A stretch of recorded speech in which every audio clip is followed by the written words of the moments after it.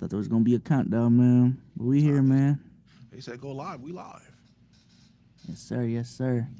Oh, we live? Yes, senor. Dunking on these niggas. LeBron James. LeBron James. We gave y'all what y'all asked for, man. No more Sage.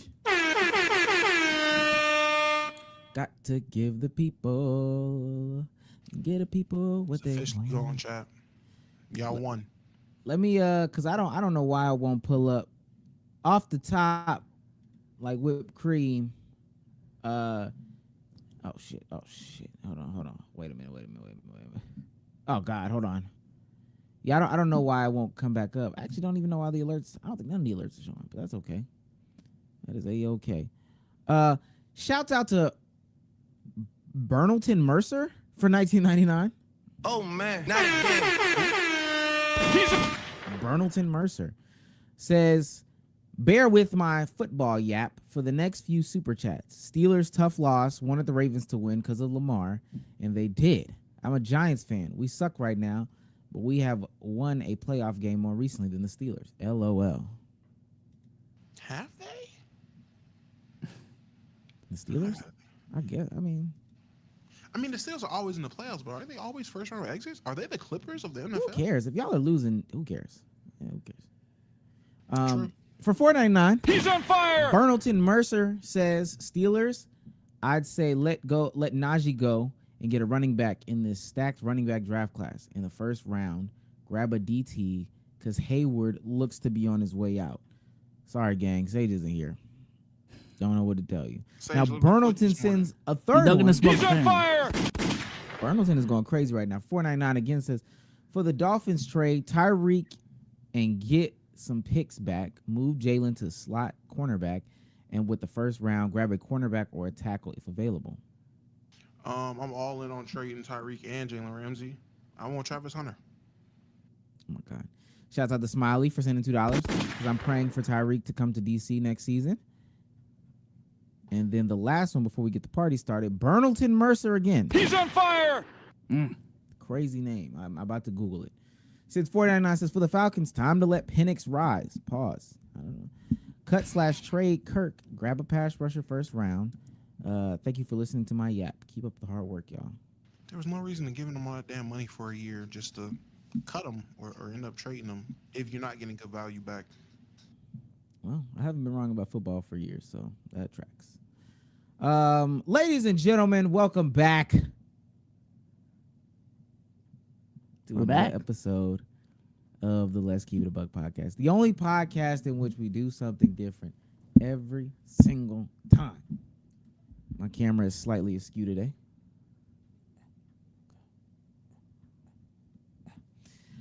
I got the guys here with me. B-Souls, how you doing today? Doing good, bro. Doing good. Already seen some of the chats talking about that dog that looks like me. I'm proud. I'm proud to look like that dog, man. So You did good, man. Yeah. You did good. I'm proud of you. I didn't see it at first, and then you made the The clip. side I by was like, side. I see it. You know what's crazy, dumb? I didn't see it at first until I did the filter. I was like, damn, okay. I see it now. They I see they're it now. cooking. They're cooking. Damo, how you doing today? Doing great, man. Had a cool little weekend. Just chilled and binge watched movies. I don't watch weekend. that many movies, so it was cool watching Tarantino movies. Why didn't you address the whole fire department budget thing from last pod? Because there was nothing to address. If you admit that you was wrong. I'm not admitting anything. Like I said, there's nothing to address. So you He said weren't. what he said. So did they get their budget cut or not? Hey, man, did they? Didn't they? Who cares? Who cares is an insane Who response. cares? Who cares at this point? We're in a whole new week, buddy. Well, come on, man. We all know the content game. That's I ain't gonna old lie. news. The fire is still. Do y'all know? It's still on fire. It's still Yeah. Do you burning. know they're still on fire? Bro. I thought it was like smaller fires. Oh, I no. kept seeing like clips of people starting fires now because, hey, why not add to the fire? But I didn't know that fire was still going on. I thought they maintained it or some shit. People were going back home. No, Yeah. the fire's still. Yeah, I think it's calmed down in some areas, but it's still going. Still going strong. I saw some tweet that was like, I mean, there's certain areas that are contained with the palisades, and this was like yesterday. Palisades is only like 11% contained. Like out of 100. So it's not contained. No, it's not. It's Still just it's not contained. Not at all. I'm genuine for real. For those people, shouts out to y'all. I just hate the conversation around the fires because a lot of people are getting nasty. One, it's not just rich people who are losing their homes. It's like normal people as well, middle class, low people in general is losing their house to fires. Now, do I care who's a millionaire, billionaire, thousandaire? No, because people and families are losing their houses to fires. Y'all know how I feel about homeless people. This fire is creating nothing but homeless people. That is crazy. That is scary. So I hate the conversations I'm hearing. People genuinely don't care because it's millionaires. Like, that's weird. And they're not even millionaires. I saw a video. I think everybody's seen this video where the helicopter tried to drop water and the winds was so strong, it literally took the water in the air. Like if the fire was over here, they were coming in this way. That water said shoot and went backwards. Yeah, some of the videos, some of the craziest like images I've seen in a minute. Yeah, shit look fake. Yeah, Shit look fake. Shouts out to those people. Prayers to those people for real. I don't even think there was a joke. There's no joke in there.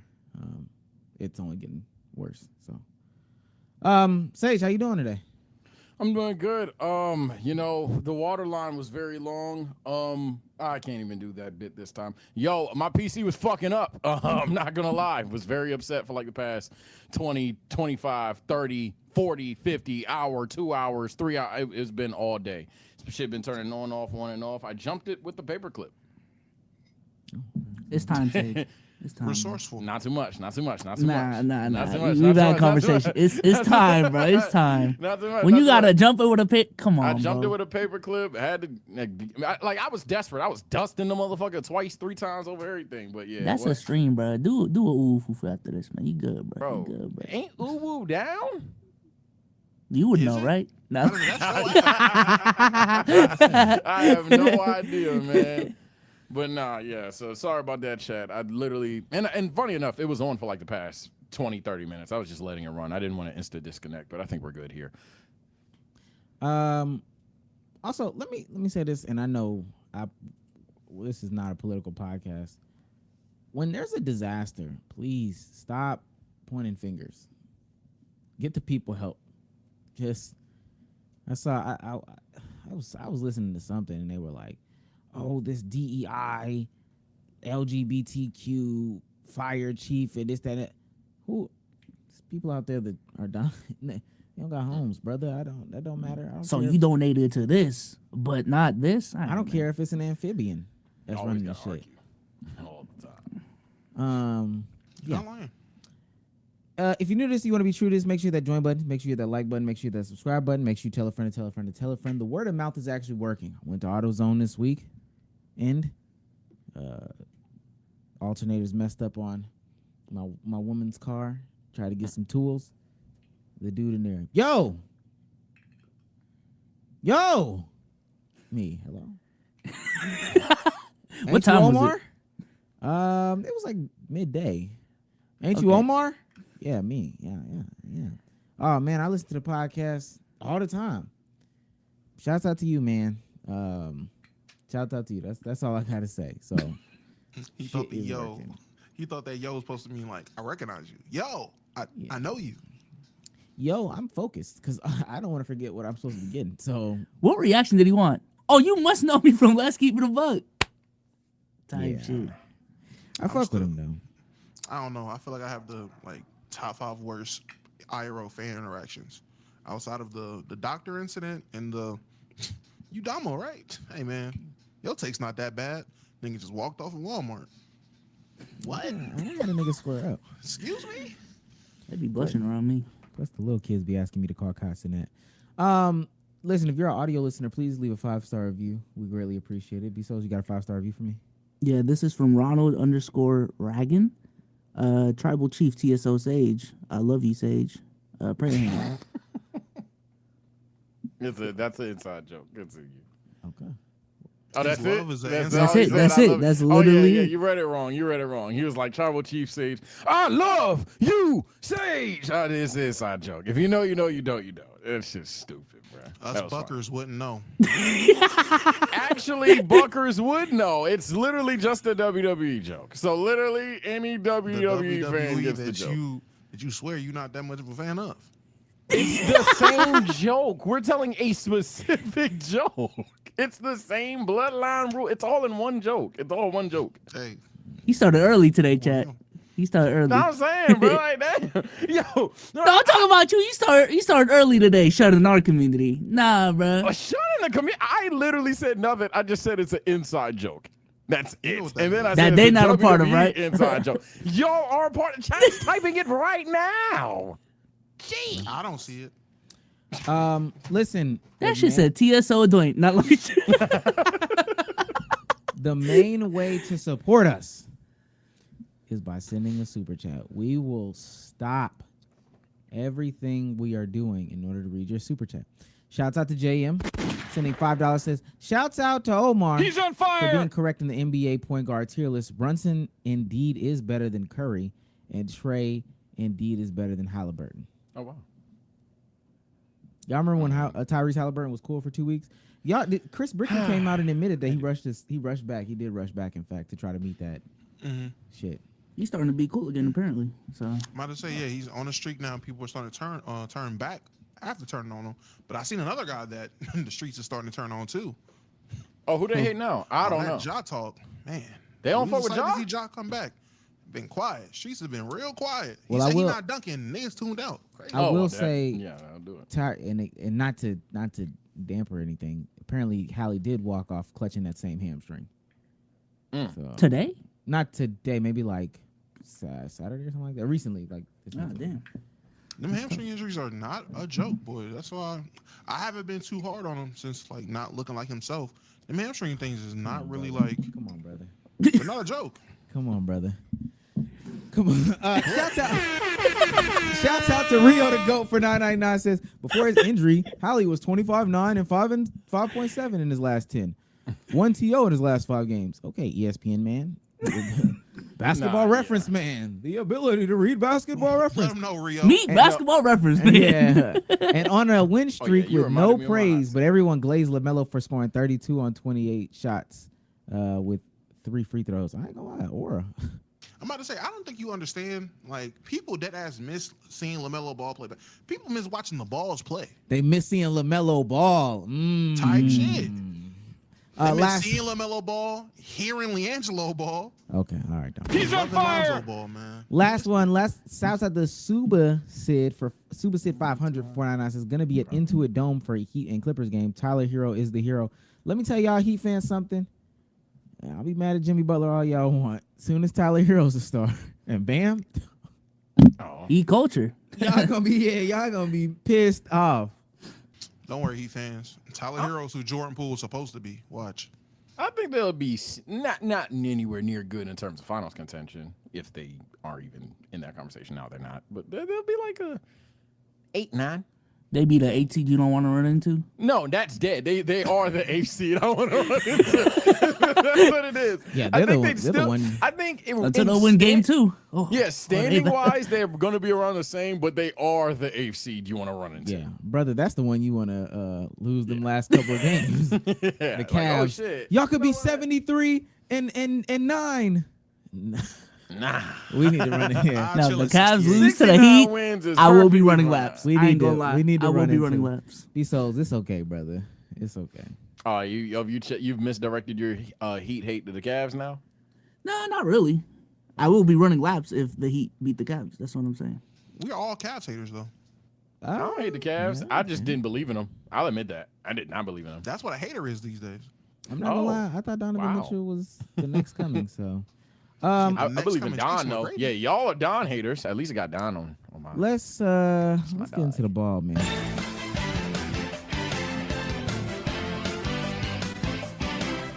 Not That football. Don Fuck that sport. Julio Acafulio. All right, so we're gonna can't say start that. off. Well, not start off. We're gonna talk about Drake, Bron, and DJ Akademiks. Actually, we got a lot of stuff to talk about. I ain't gonna lie. We need to just let's get into it, man. Let's get into it. First of all, we got to start off with this. This is Lil Yachty with the haircut.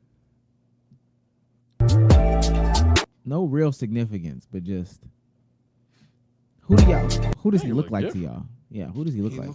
He looks like Lil Yachty, matured. Hell nah. Damn, bruh. He made a cameo on Beast Hold on, Games let me too. look up That some made no characters. sense. That shit was That's crazy. OG boat right He look there. like the butler from Fresh Prince. That's what he look like. Yeah. Okay. Now, He look like DC. DC who? Young Fly with the fucked up filter. Now they say he looked like Mace. Mace is way better Yeah. than DC. Yeah. Now and, that's more accurate. and then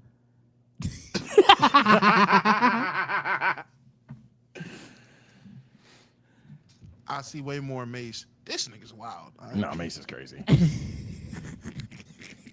Mace is crazy. That's a good one. oh my gosh, I'm glad he got a haircut, man. Don't say that's Cookie from Ned. I'm dead, bro. Who said that? In chat. In chat, Yeah. What does that mean? You look like Cookie from Cookie Ned's from the Oh, Ned. you don't know who Cookie The from black Ned No, dude is? I from know Ned who Classified? I know who Cookie from Ned is. He can't. No, stop. I don't think he look that bad now. I was just fucking with Damn, him Cookie for from the- Ned for is the bad. content. It is a little weird though. Seeing the dread Did you? go- If someone says okay. you like Cookie from Ned, you taking that as a compliment? I think that's disrespectful. I don't know though. I'm not gonna think that it's the worst. I think it's worse. If I'm a nigga with glasses and I get, hey, this nigga look like Cookie from Ned, Cookie I'm had a taking my stutter. glasses off. Matter of fact, what is the answer to that? What's the worst? You know who you look like? What's the worst? Oh, Bobby shit, Lee. after this, I'm about to say after this weekend, Dave Blunt's for me. God damn. I ain't never been so happy to be called fucking Rod Wave until that nigga, is that Dave Blunt? And start singing Can't Put Down the Cup. I was like, oh, hell no. I got to make a change. Oh, Bobby Lee is bad. Yeah, Bobby Lee's pretty bad for me. I ain't gonna lie. The dog, actually, fuck it. They said I look like a fucking dog, bro. Oh yeah, they did do that. The fucking Motherfuckers in the comments. No one tagged you, little bro. I can actually send you screenshots. I got tagged like 6 times before I made that video, bro. That was crazy.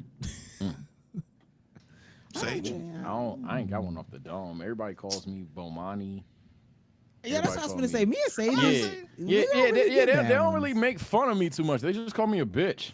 First of all, every Like, nigga, they just hate me. that's Like, crazy. I they think don't that is the really worst. go on me. They just say that I annoy them. LeBron, John. The one that kills me, Jones. yeah, the John Jones shit for Omar. I've never gotten that, and that's been there since day one. And I'm a John Jones guy, so every time somebody says it, I'm like, just say you don't got one, bro. Just don't try.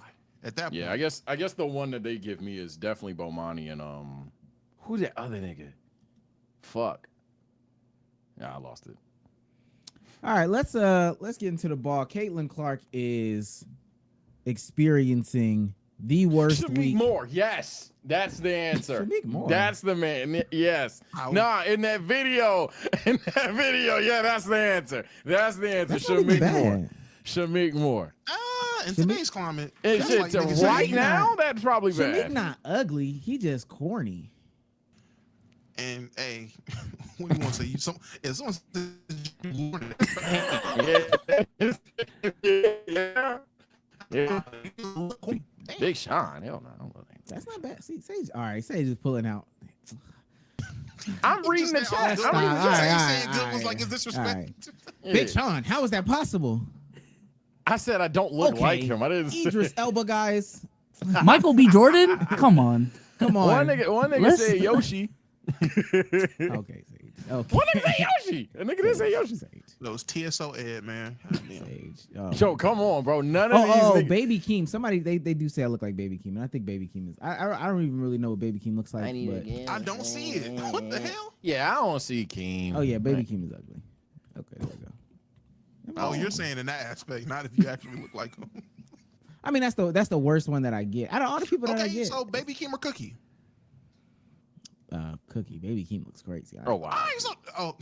Oh, you're saying you rather be called yeah, Cookie. he'd That's rather crazy. be Yeah, called yeah. Baby Keem. Yeah, Baby Keem is crazy. he's lying or damn. Baby Keem is crazy. Crazy ass lag. Anyway, We back, chat? Before we start this shit? They said they could see it. I'm only Yeah, worried they about good. They good. Let's go. Duke with no aura. Is that bad for Sage? All right, let me stop because I'm not. All right.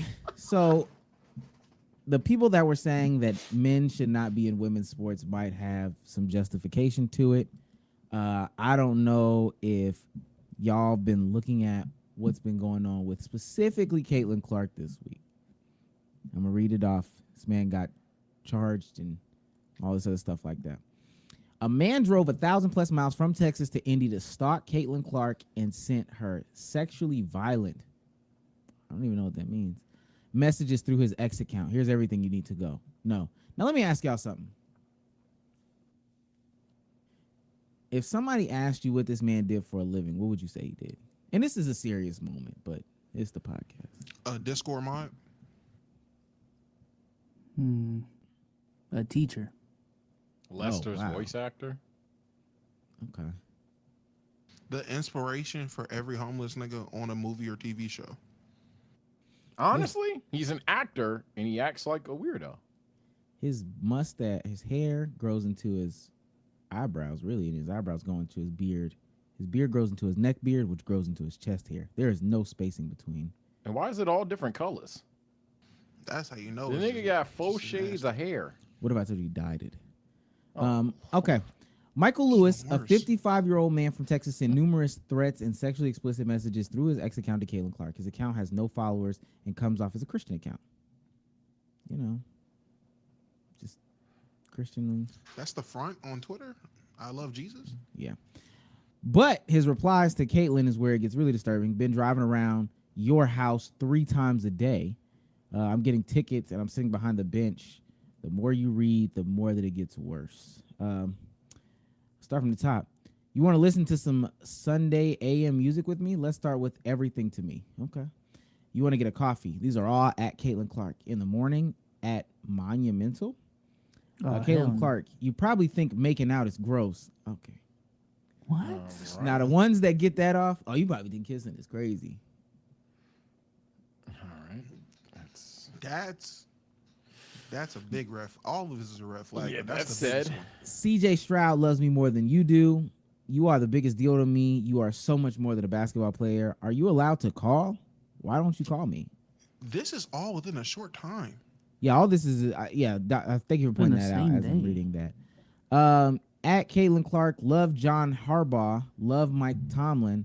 Can you guess my favorite college coach of all time? The fuck? This is what happens when you put God number 1. Just ask Caitlin. A Whole New World theme song to the movie Aladdin. My dig is your dig. That's What? racist. I don't even know what that means. Timeline was friendly today. Thanks. Why does he tag her in every tweet? You mad at him? Are we in love? Hi. Would you hit me?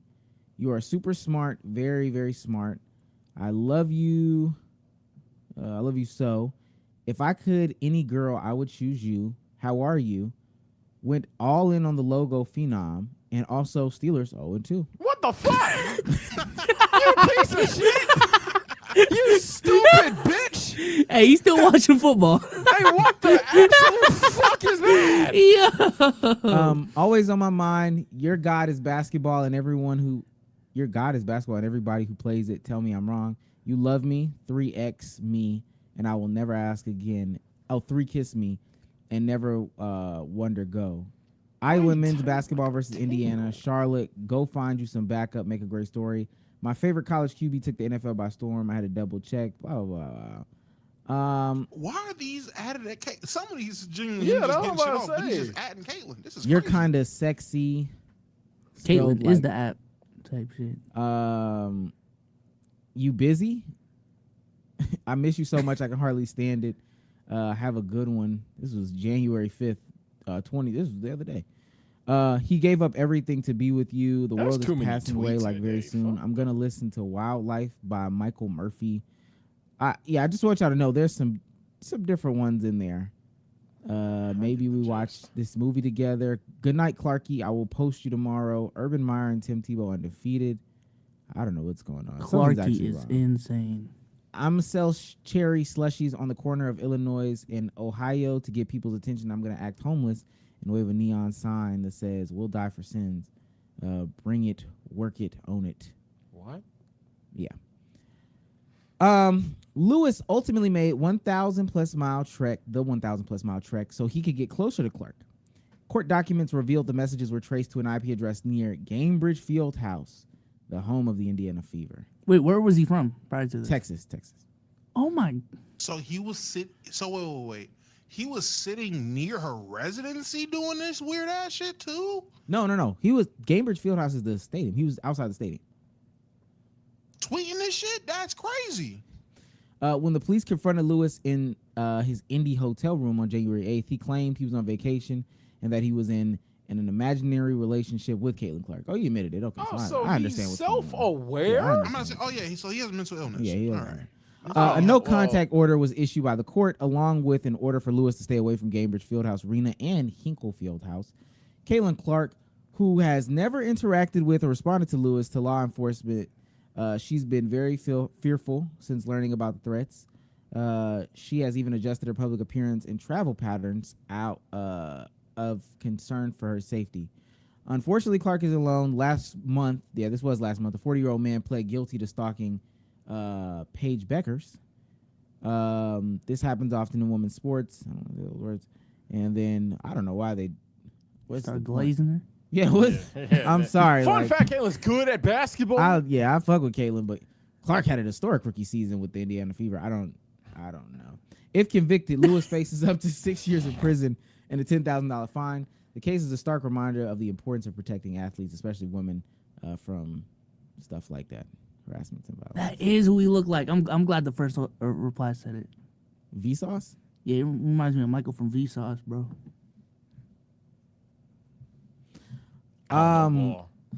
Fuck. So, with that being said, this is where we are in women's sports. This is a softball one. We just here, just a warm up. My thing is, I think it was so interesting that so many people invalidated this experience a couple months ago when it came to other athletes, and was acting like this didn't happen. And now we're taking it seriously because it's happening to Caitlin Clark. Well, we know why. A couple months ago, it was the Chicago Sky talking about being harassed and everything like that. And they don't care about them black women. But let the Great White Hope get intimidated. Let the Great White Hope fear for her safety. Put that nigga in jail yesterday. Simple as that. I just don't know what was going on with the.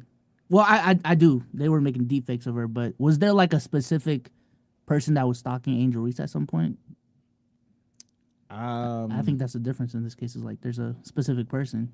I mean, even in that one, it was the recording of the guy who had approached the team, and they were like, this dude was stalking him. Now, at the time, I remember people just saying, is he stalking though? He's just asking the question. He's not coming off like that's how they played it off. But we don't know anything prior to that. We don't know if anything happened before that. We don't know if there's what could have been said off camera prior or after the incident. So it was just the clip of the guy asking whatever question he asked, and people deemed that as the entire incident.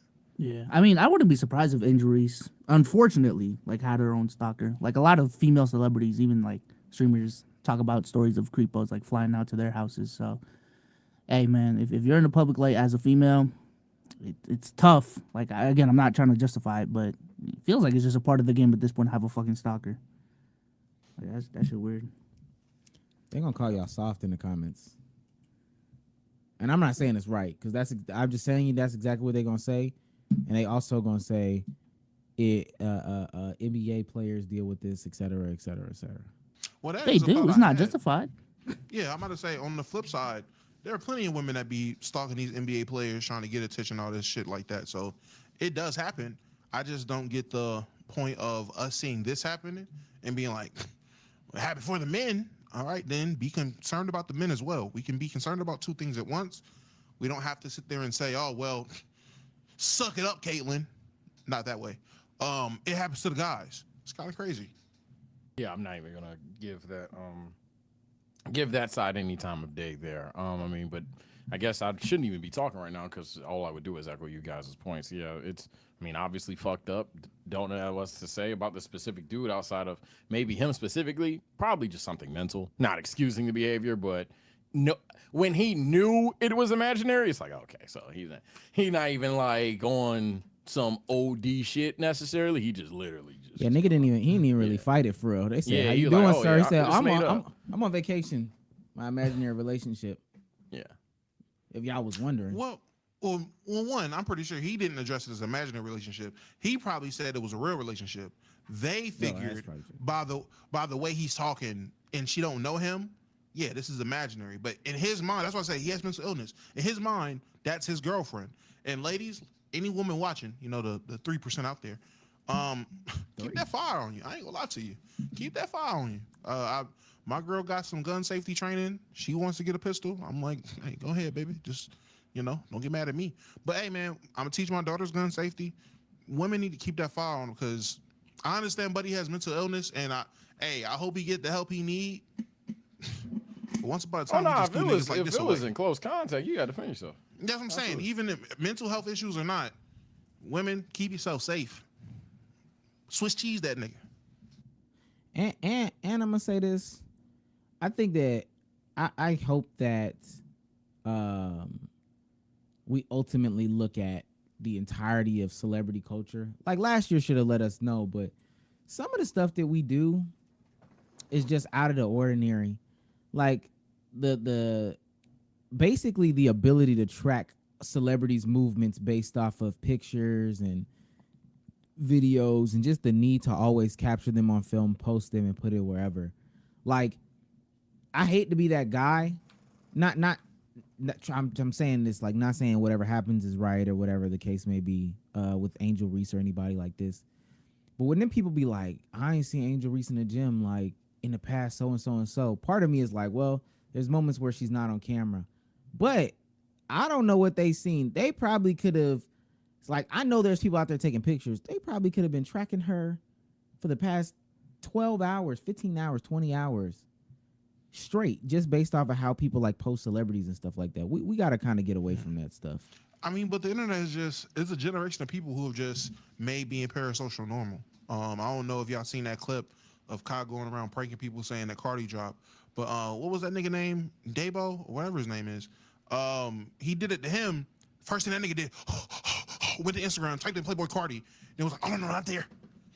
And then typed in the alias Instagram that was like connected to it and was like, oh, if it's not here, then he really ain't posted. That's where it's like, all right, gang, you knew instinctively to go to his Finsta? Like, what the fuck? That is crazy. And you knew it off muscle memory. Type the whole thing in off memory. Not type 2 letters, oh, it's right here, click. No, nigga, type that whole shit out. Space bars, underscores and everything. Numbers, letters, and just knew it. Niggas just parasocial nowadays. No, I don't know if it's public information, but I'm pretty sure like people track down Taylor Swift's like private jet logs. And calculated how much carbon emissions she contributed last year. Like, I say you like there's that ass like TikTok videos on. All right, so Taylor Swift took 53 private jets. This is her shortest flight. This is her longest flight. This is how much carbon she emitted throughout the whole year. That's nasty as fuck, man. I don't even know what to say to that one. I have nothing for that one. That's gross.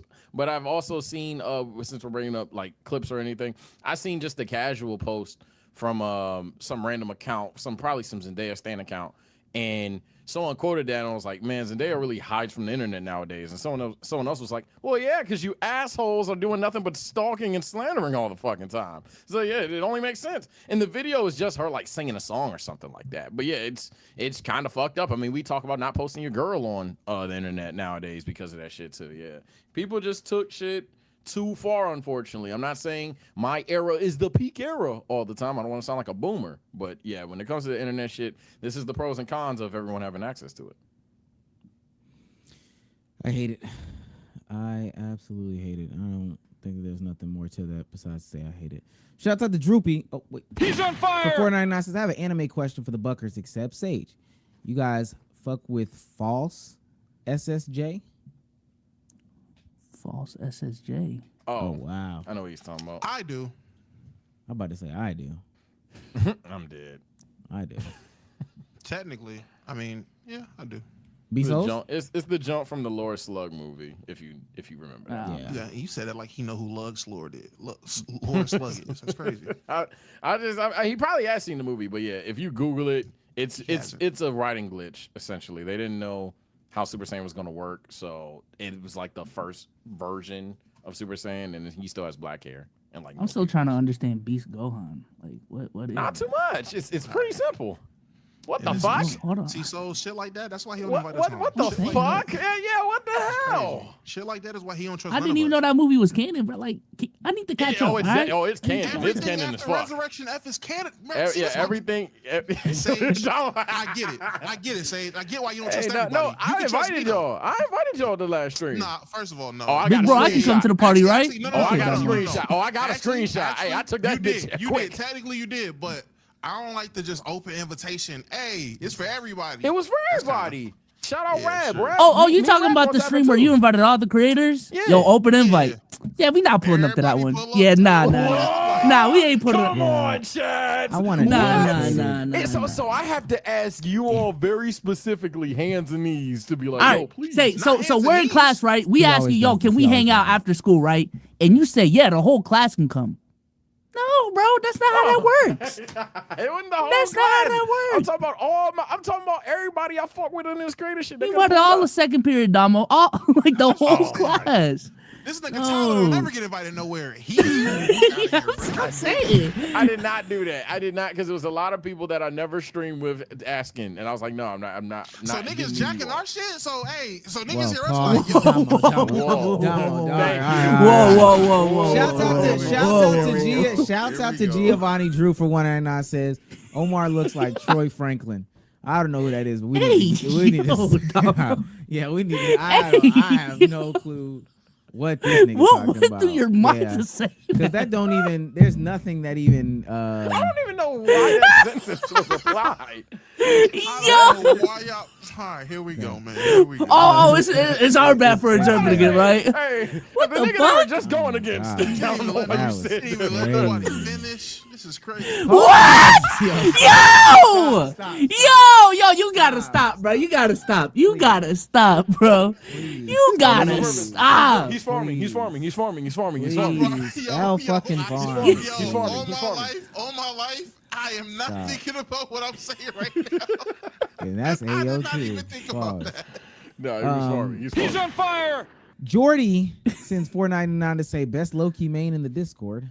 Bullshit. Half of Discord fuck ain't even that up? GM. Or First of 90% all- of Discord not GM. First of all, 90% of the fucking player base is a GM. That Womp doesn't matter. womp. Secondly, nigga, even if you are the best Loki man in Discord, that makes you what?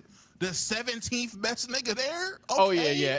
I don't. I gotta run Discord with Keep It a Buck. I don't know. Who coded in that Hey, motherfucker. whoa. Sage, let me stop you right there. Oh no. No, you don't need to run Y'all not rival with good? everybody. Whoa, who is y'all? I'm not. Look, I know the niggas to run with if you trying to be serious, Oh, all right, and I know niggas to run with if you just playing quick play. Shouts out to Trix. Trix sends $1 or $2, says free mob from the gulag. Shouts out to you, Trix. Oh shit. Nah, man. Y'all pack that shit up. Oh man, not it. Y'all pack that shit the fuck up. We'll see Psycho at a later date. Shout out to the Purge. Shouts out to people of Atlanta for sending 999, says rank the AMP's N-word usage rate and why is agent number 1? No Why do you disrespect. think I would? Yeah, I'm about to say, no disrespect. I ain't seen an AMP video in like a long ass time, let alone wow. would I just not know that. Agent is 1, but it's like Duke number 2. I wouldn't know. Why would you ask me that parasocial ass question? It's a talking point. Shouts out to Trix for sending $5. He's on fire! White Aryan model Bunny Blue says she has broken the world record by sleeping with 1,057 men in just 12 hours. That's I crazy. don't. Her That's first even 36 is possible? insane. How's that possible? How our whole ain't fall off? I don't think that's possible. Bullshit. It's not. to It gotta be completion. one stroke and then Yeah, I'm Yeah, gonna say it's- it's it's- literally it's- enter, exit, next type shit. Yeah, And it's them not- niggas got to be nasty. They are like fuck a lobby, a queue Yeah, lobby. because you're not even fucking at that point. You're Lined up at literally the door. Like once my penis was inserted, I had sex and I'm out. Yeah, that's just enough. Why is that enough? She cheating, man. Yeah, why is that enough? cheating. If she had a line of 1,000 niggas, just I don't think that's cheating. That's actually way more impressive than the bitch that did 100 niggas. That's Well, I thought that that's you meant crazy. like she has a husband at home. Like, I guess. No shit. 41 seconds each dude. How somebody counting that is somebody doing it. That's parasocial. Crazy. Yeah, that He is. made that up. They trying to Mr. Beast to fight an OF game, man. It's crazy. I just took on I just took on 1,000 penises in 12 hours. Clip. Oh, yeah, he's down for it, say. Good clip. He's on fire. Ship that. He's done. Yo, He's done. farming. You want to Ship talk that. about a farmer, boy? Yeah, done. ship that. Nah, that was a Ship- farm. That was a farm. Ship that. Yeah, you fell for it, buddy. I don't know what to tell you. Look at me, souls. I'm cooked. I'm cooked. Ah. All right. There's did some you words miss the that one from Canada? The Yeah, Canadian probably victim? so. I can't. All right, I'll bring it up if you missed it real quick. This is from Jay Kenzie for 15 Canadian dollars. Me and my girl broke up, so no need to save for a Valentine's gift. Also, whoever keeps moving their mic, stop it. It was probably me at the beginning. Okay. All right, Jimmy Butler's having the worst week. Heat culture is down. Trade talks are there. Kyle Lowry's apparently frustrated with him, which I'm not gonna lie. Enough, Kyle Lowry. Enough. Hang it up, buddy. We gotta talk about the old guys that are on vet minimum or that should be on vet minimums that are getting paid like fucking dump trucks full of money, and that don't got nothing to do with Kyle Lowry. That is not that. Kyle Lowry's getting paid a lot of money to be putting up like a Tony piss Snell poor- numbers. Yeah, like come on, brother, and not Tony Snell level defense. Y'all know how much Kyle Lowry make? It's I definitely thought it was in plus Philly. 15. Was he? Is he not in Philly? It's too much money. Charlotte was paying him last year. When did he have his- Charlotte? When Is did he Kyle have his Lowry not in Charlotte? Philly? Am I tripping? No, he is in Philly. He is in Philly. Traded by Miami Heat with a 2027 first round pick to the Charlotte Hornets, and then I think he's waived by the Hornets and he Yeah, got they signed bought a him out. contract. Yeah. Yeah, but Okay, I'm with this. okay, that brother's making a lot of money. Glad he Anyway, ain't out here. anyway.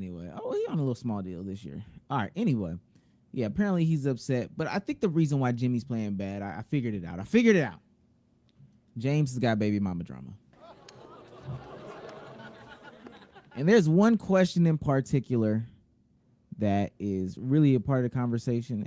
We'll see how people feel about it. All right.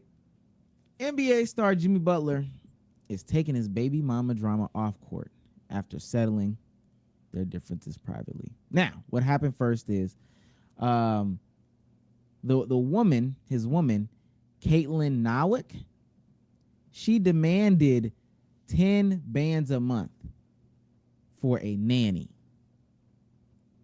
10 bands a month for a nanny. Is that crazy? What did she do? She's unemployed. So with that being said, Jimmy Butler already pays her $55,000 a month. They have 3 kids together: Riley, Brayan, and Kyan.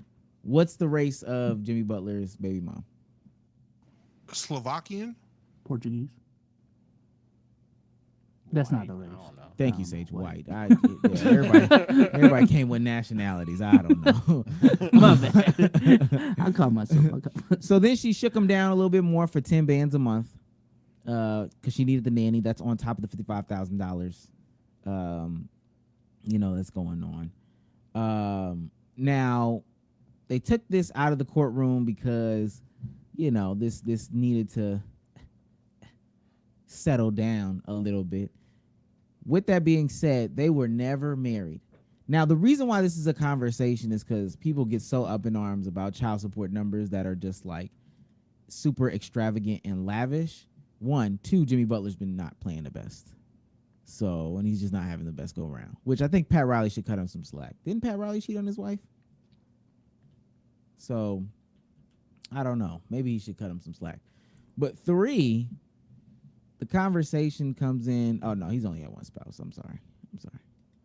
Well, he was with Drake, so the conversation comes in that says, why do you have to pay for the baby mama to live the lifestyle that she would live if she was with you when y'all break up?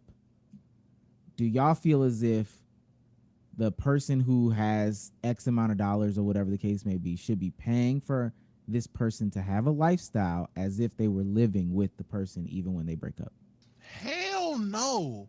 At bare minimum, Almost you hate should it. be paying. You should be paying whatever it costs to, I don't know, put them through the average living situation in whatever state you in. Bare minimum in terms of being factored into your child support. Child support is for the kid. Now, for the people that like to argue, oh well, the kid gotta have somewhere to stay. They need to have lights on. That's fine. So I do agree. If you do want to make sure that your baby mama is fine, you should pay the normal cost of living. There's no reason why she needs to now live a lifestyle that would be comparable to what it would be if she was with you. If this bitch decides to leave, only if she decides to leave. You cheat on her, you leave her, maybe I have a different tune. But if she decides to walk out, why do you need this lifestyle? How much Jimmy make, man? Oh no. There you go, B Souls. Jimmy Butler makes $100,000 million a year, and that's a fact. I just looked it up. It's on Basketball Reference. Basketball Reference, man. No, we can tell you how much. 3 year 146. I got it right here. 3 Well, how year much- 146 million dollar contract. Dog, 48 million, 49 million this year, 52 million if he picks up his player option. Yeah, so 55,000. Is that even 10%? Why does that matter? I'm there for the tot, man. I ain't gonna lie. Thank you. I'm there for the tot. I don't know where this is about to go. I feel like this is a bit, but you know. No, it's. I mean, But it's fine. This, I'm there I ain't gonna lie, I'm there for the real tot. quick before he goes stage. This is I don't know what the proper vision is for like baby mama and like childcare shit. So I don't know. Bro's making a lot of money. I think he can spare more than 55,000 a year. So I don't make know. sure your kids are straight. Why am I paying for this bitch to live lavishly if she's not with me? but how do you Married. make sure that the kids are living this way, but the mom isn't living? How do you make sure that happens? The kids don't. First of all, the kids don't need to live any sort of like way that's crazy extravagant if they're not in my care. They should be taken care of. That is the most important thing. Make sure the kid is taken care of. If you want to make sure the kid got money, you can open up a bank account for your child. You can have ways to make sure that the kid is in a situation to where they are financially taken care of with my money. I don't understand why she needs $10,000 for a nanny if she's just gonna be unemployed. Again, I asked, well, what does she do? If she had a profession, if she had a job, I can even understand that. But if she's just unemployed baby mama, why am I paying you $10,000 extra dollars a month on the $55,000 a month I'm already paying? That's insane. Because you make 50 mil a year and you can afford it. I don't know. She can't afford it. If that's the case, the kid should live with him, and he should pay for the nanny. Right? And I knew he was gonna say that. And this is here we go. this is where my disagreement is. People say that all the time. That's just not even feasible.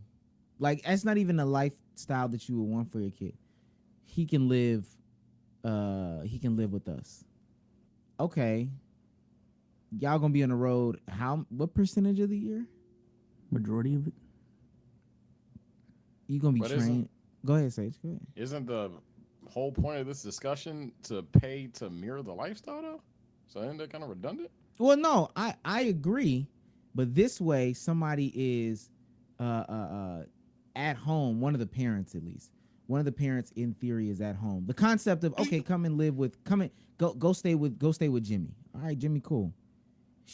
There's nobody home. There's no parent home. There's no parent coming home on these 10-day road trips. $10,000 nanny sound like a parent that's at home?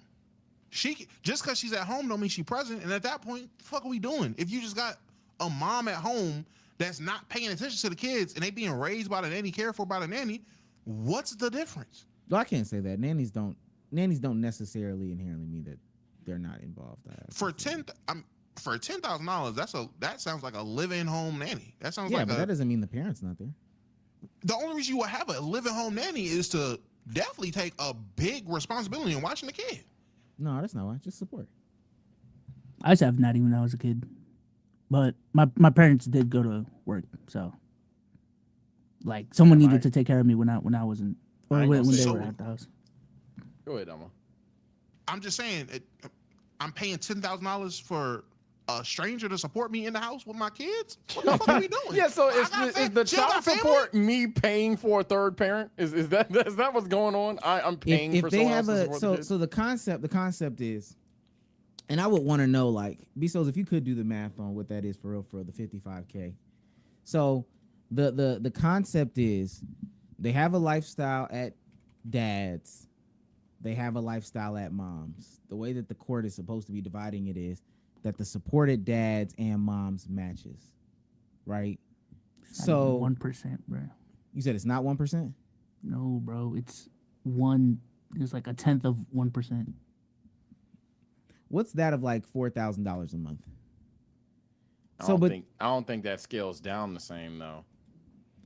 No, I just could. This is really to the people that act like this is just. Oh, this is just the craziest of money, because it is crazy for you to conceptualize like $55K a month. Like I think the average person that reads that, then people that still be like, see, and this is what's wrong with women these days. Again, you don't even make $55,000 a year, so there's no way that anybody can get $55,000 a month from you. But the point, give me an exponent. My bad. It just says 8 times 10 to the negative 5, bro. When I put in 4,000. But the point.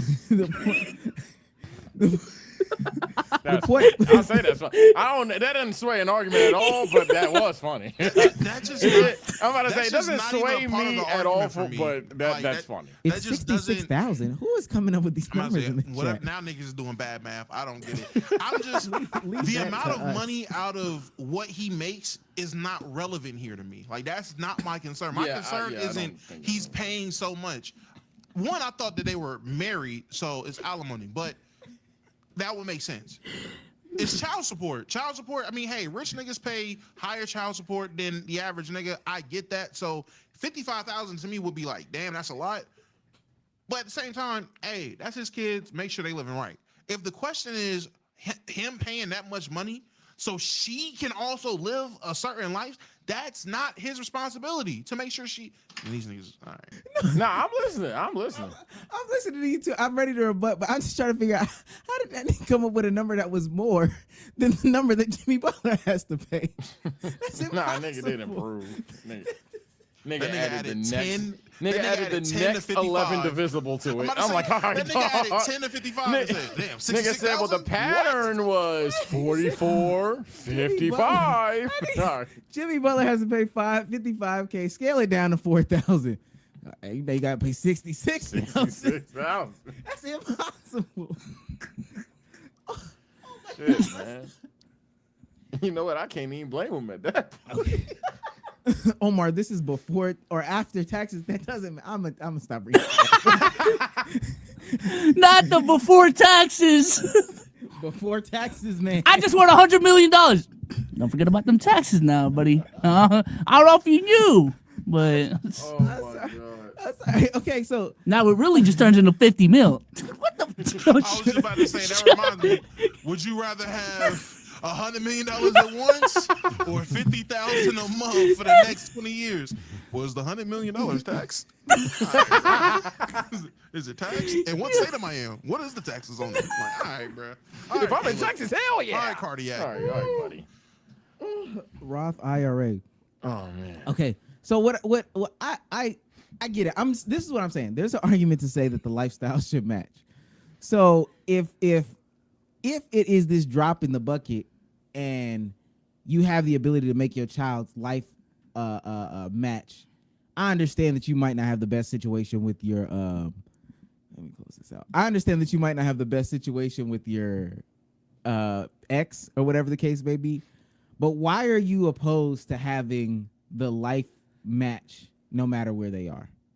Yeah, I'm all for essentially, like, and I don't know if me and Damo directly agree. I think we do, but yeah, I'm all for like let me be clear. Just because I'm an uber famous, or in this case, NBA player, I don't want my son to, okay, he has diapers, he has food, he has a bed. That's it. That's not, I don't want this nigga to get the chump change possible, but hey, I can raise him. I understand that. But at the same time, I also don't like the idea of, I guess, obligation or mandation that, oh, well, you have the bag, so now you got to spend the bag, especially because even if it was for the tot, I could honestly get with that. But especially for the baby moms or whatever, I think at that point it's like, what the fuck? Especially given the context of this specific situation. And I don't know this woman, but especially given the context that unemployed 10K nanny, so you got a 6-figure nanny in the crib, along with the tot getting 55, and then she's getting whatever miscellaneous amount,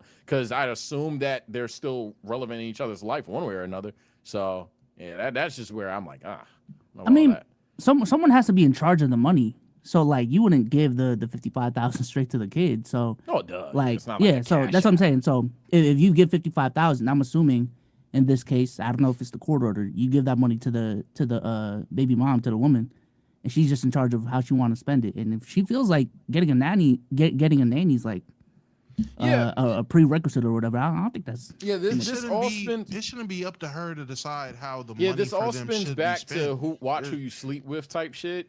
I just also don't like the idea of rewarding a person who's abusing a system. You know what I mean? So like and again, I don't know this woman. I'm talking in generics, but like hypothetically, let's say all-time shit mother, Jimmy Butler, sleeps with a woman, has a kid, all-time awful woman, gotcha bitch type thing, like everybody's worst nightmare type shit.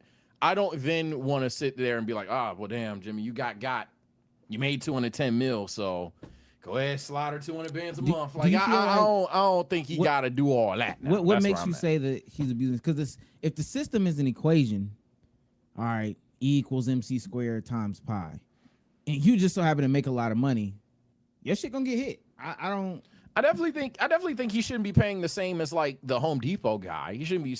And I know that's an extreme, but he shouldn't be paying the same as some people even in his tax bracket. But at the same time, I think it does get to a point. I think there probably, it's gonna sound so stupid, probably should be like a cap at some point, right? Like maybe hypothetically that would work. Like because what does she need 55 bands for? Like if we really gotta go there. At this point, I don't know how old the kid is, but let's say like let's just keep going with like an imaginary situation. Kid's like 4 or 5, right? Yeah. Hell, even younger. 55 bands is not going to that kid that fast. It's just not. Is it 55 a month? Is not going to them that fast. It's not going to happen. Now, if we're talking about opening a savings account, anything like that, that's parent to parent. That's classified information. That's not what. So it's about, again, if we're saying that we're creating the same environment as in both households, then if 55K does that, the 55K does that. And I know Damo doesn't agree with that, which I get it. That goes back to like Sage's overarching point. It's like, hey man, just don't stick your dick in the wrong prize. Y'all don't think if Jimmy got the kids, he wouldn't hire a nanny? I'm not saying Jimmy wouldn't hire a nanny, but I think it's an NBA player. It's a full circle thing regardless. Again, my first question is, what does she do for a living? What's her profession? Now, I'm not parasocial, so I don't know nothing about this woman. So if she's getting a nanny because now she's about to pick up whatever job and use the degree that she got when she graduated before she got with Jimmy, whatever it is, then okay, this is justified. But if she's getting a 10K nanny a month just to also be in a house, like Omar said, as a support system, man, what the where your mom at, nigga? Like, where's the family? Damn, that's crazy. And then questions could be asked and answered. And then, okay, now we have a reason to be here. But if we're just here because you want to live up to this lifestyle, it's not my responsibility to make sure this adult is living up to this lifestyle standard. Furthermore, but that's not who's living up to the lifestyle. It's the kids. The kids can live in the kid.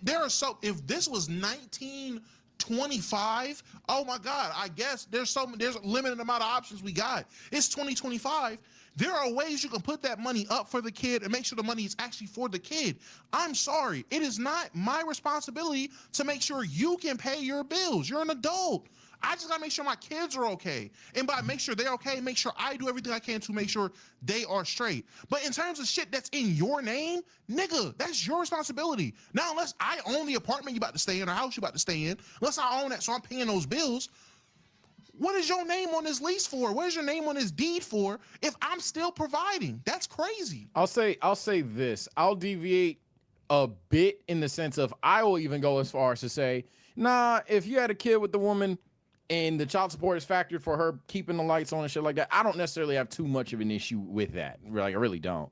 Where I definitely agree with Damo is when we get to a level of like mirroring the lifestyle that Jimmy Butler has. One, that's never going to happen. But two, even if it were genuinely possible, I think it's, and again, maybe I'm thinking of this too linear. It's possible I am, but I think it's just so like redundant. So you're going to not live with Jimmy, but Jimmy's going to pay an X amount of dollars so the person that is raising Jimmy's kid can pseudo live like Jimmy, but not live with Jimmy. But then the other person involved doesn't need to get a job, but yet she gets to live like Jimmy too. It's all kind of weird. Like, that's just a weird concept to me.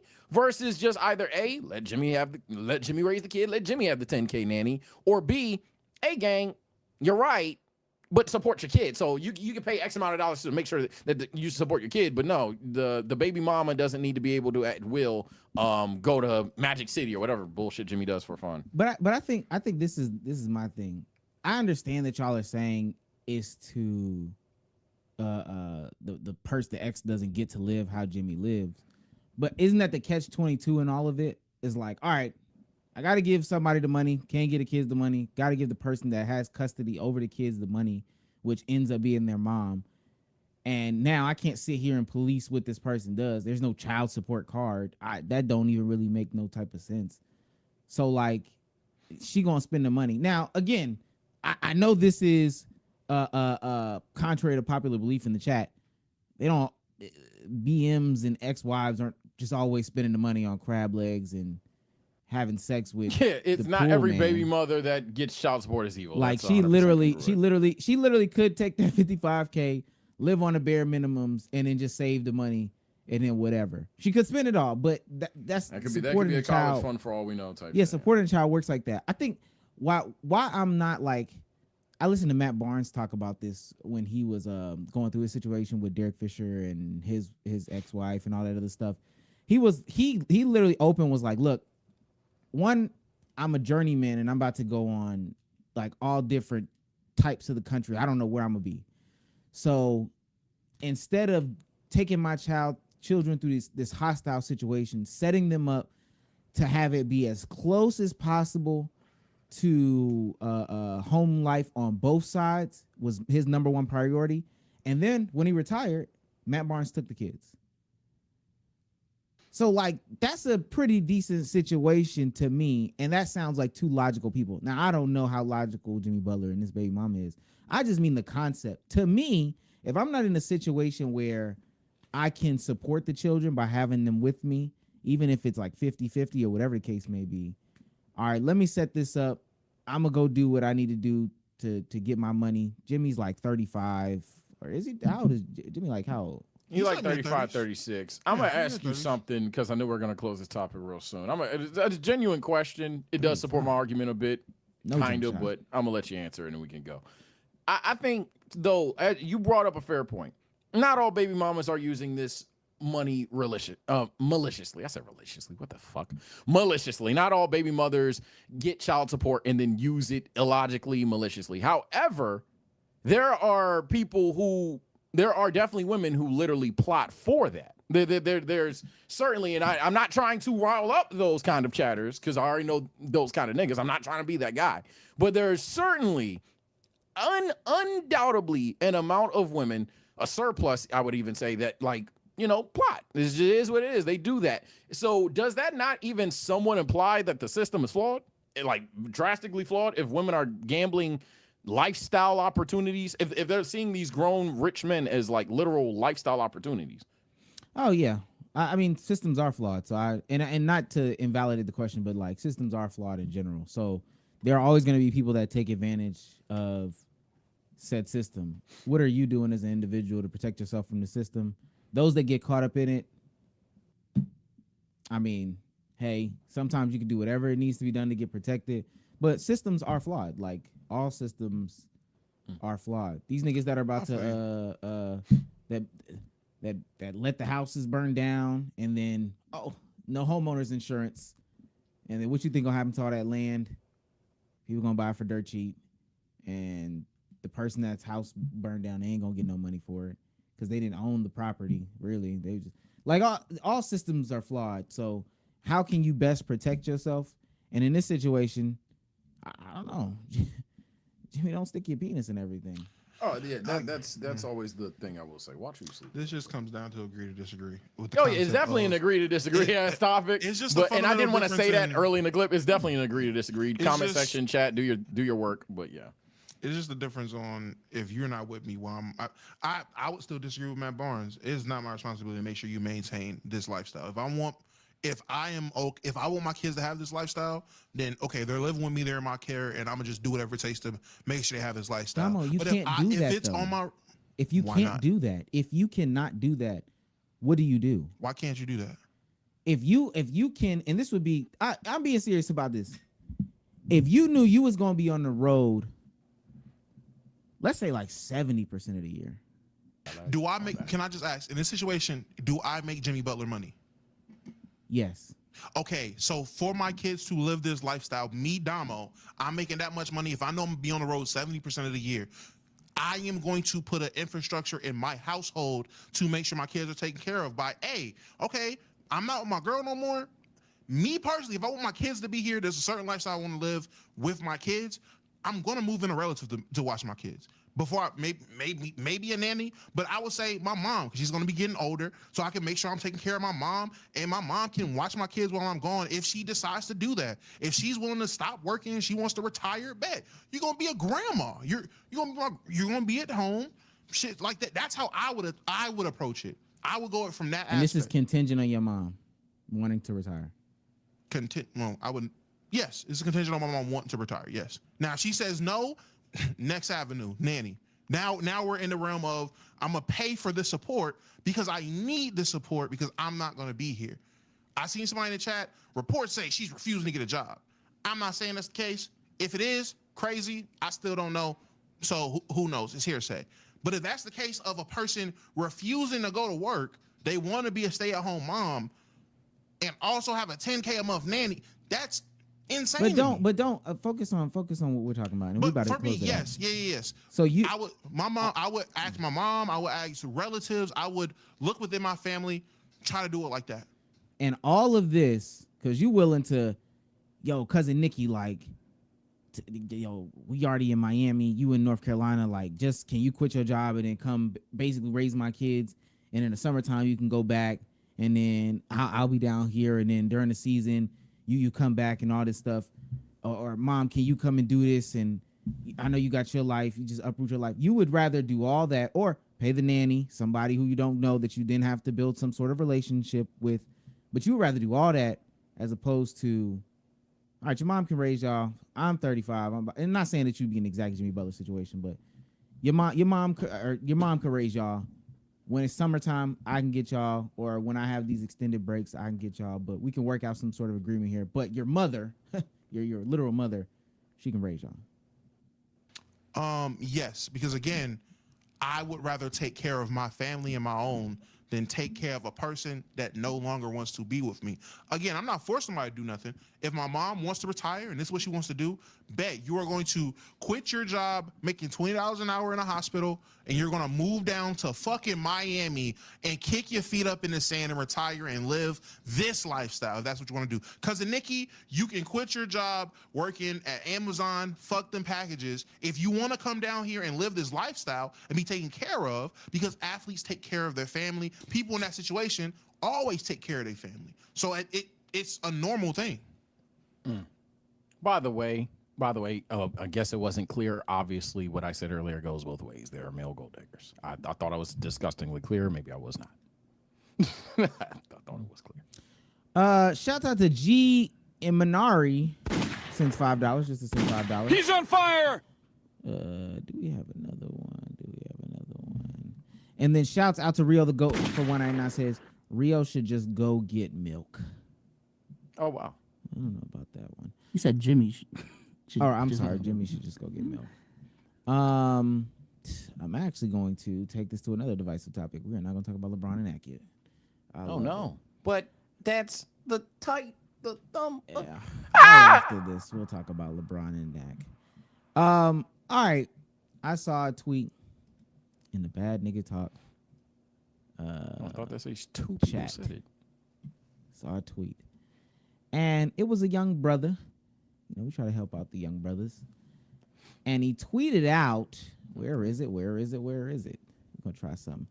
I want to see a thumbnail style with the tweet on there and see what people say. Is paying, and just worry about the first tweet first.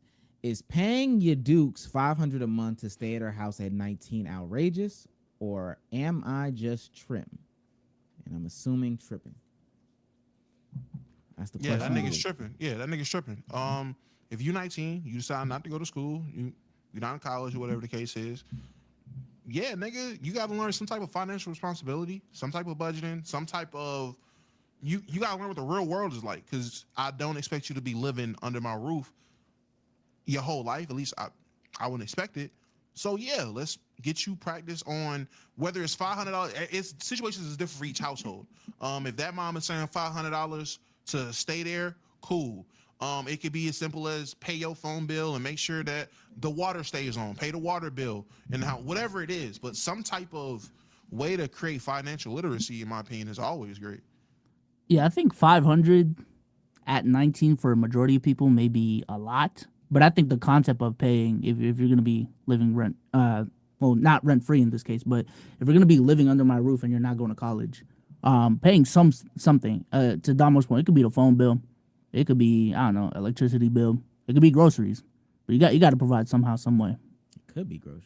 Some of y'all niggas paying $500 for your car note. That is not Look, man, I definitely don't think it's an outrageous number. Context matters though.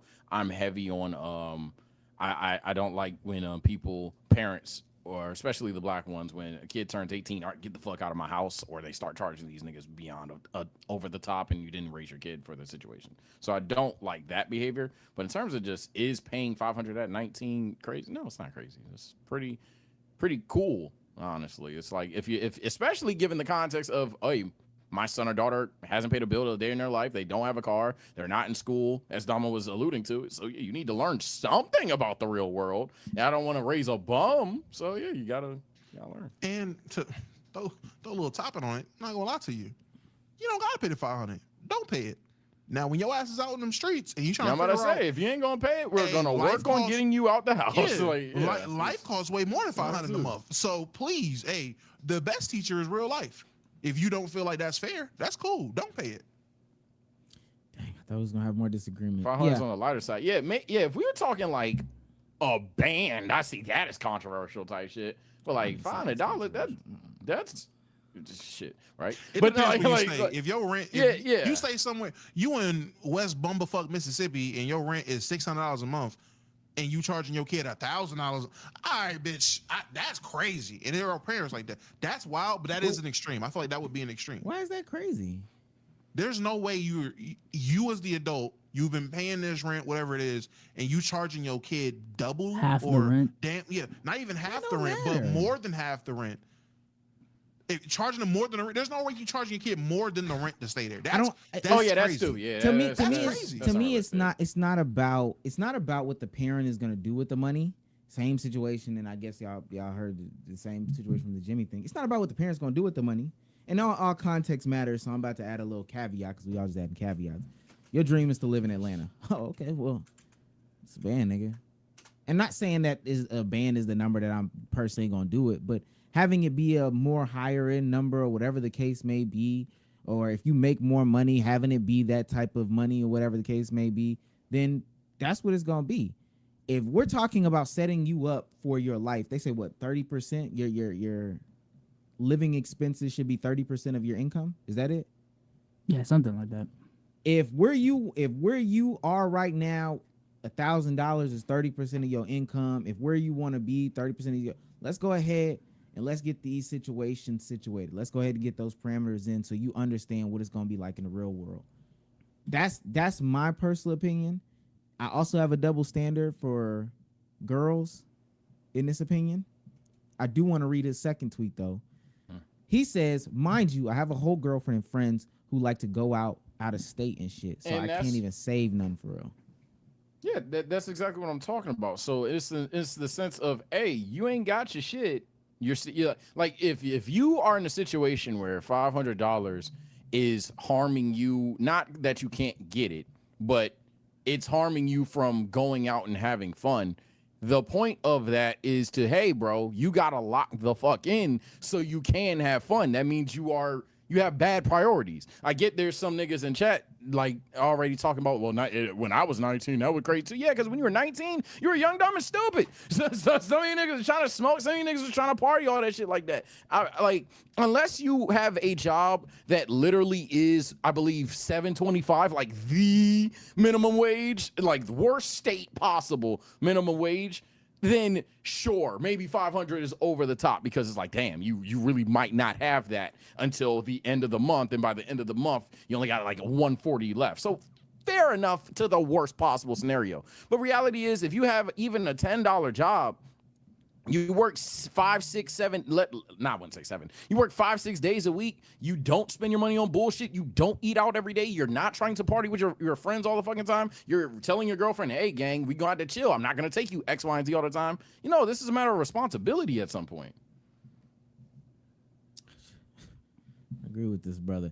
Now, I do want to say there's also the conversation as to what happens when the child gets up and goes out. Are you saving that money and giving it to them? I would hope so. I will say this. Growing up, I never thought of that concept being a thing. The people I knew that was 17, 18, 19, not going to school, that stayed at home, they paid their parent, they paid whatever rent or bill.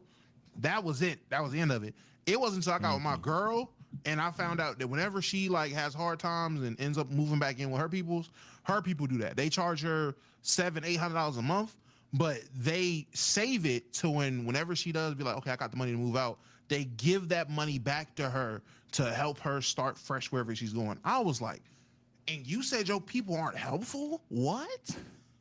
Excuse me? Yeah. So I'm gonna give it back if I got it. I'm gonna give it back if I got it, but I went to the casino with it then. I told my girl asked me, so what we doing with the girls? I was like, my kids are always gonna be welcome in my home, but that's how my family is. But if I'm charging Lyric and Cadence $250, $500 a pop, they not getting that back, nigga. You getting charged to stay here. You gotta learn something. You're not gonna get that back. Thank you.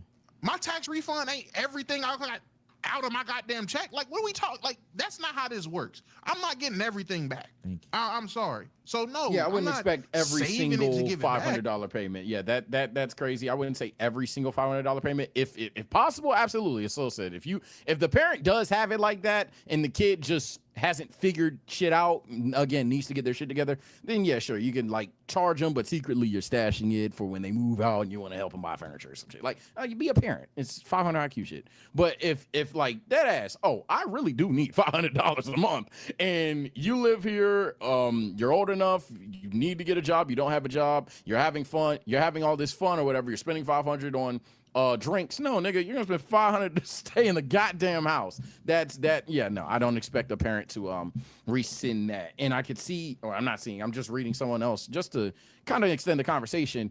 It's not even about not having a 19-year-old to not have fun. That's not what it is. It's a principle of, hey, you need to know when to have fun. You need to have your shit together before you have fun. I'm respectfully terrified how some of you debate in these conversations and then becoming a parent, because if you think life is essentially until your tot turns 21, you're just a dumb kid, boy oh boy, you're gonna raise a dumbass adult. And when that dumbass adult is 21, he can still be in the house. I'm still living with my mommy. But like when your dumbass adult is in the house, now that nigga is supposed to have responsibilities, but again, he's a dumbass. You don't know what to do. Because now it's 21 years, now you're on his ass, and now he's like, you've never been on my ass before. Come on, man. If the whole point is to teach your kid a lesson, and you just gonna give back the money, like that's not how real life works. At least that's how I'm thinking about it in my head. So if the lesson is, all right, in real life, when you pay rent, you don't get that shit back. But in this like scenario, you gonna get it back. I don't know. All I get back is my security deposit, gang. That's it. And let me say this, Bezos, can you drop the link for people to come up? I don't see too many grids, but I see a couple of them that are.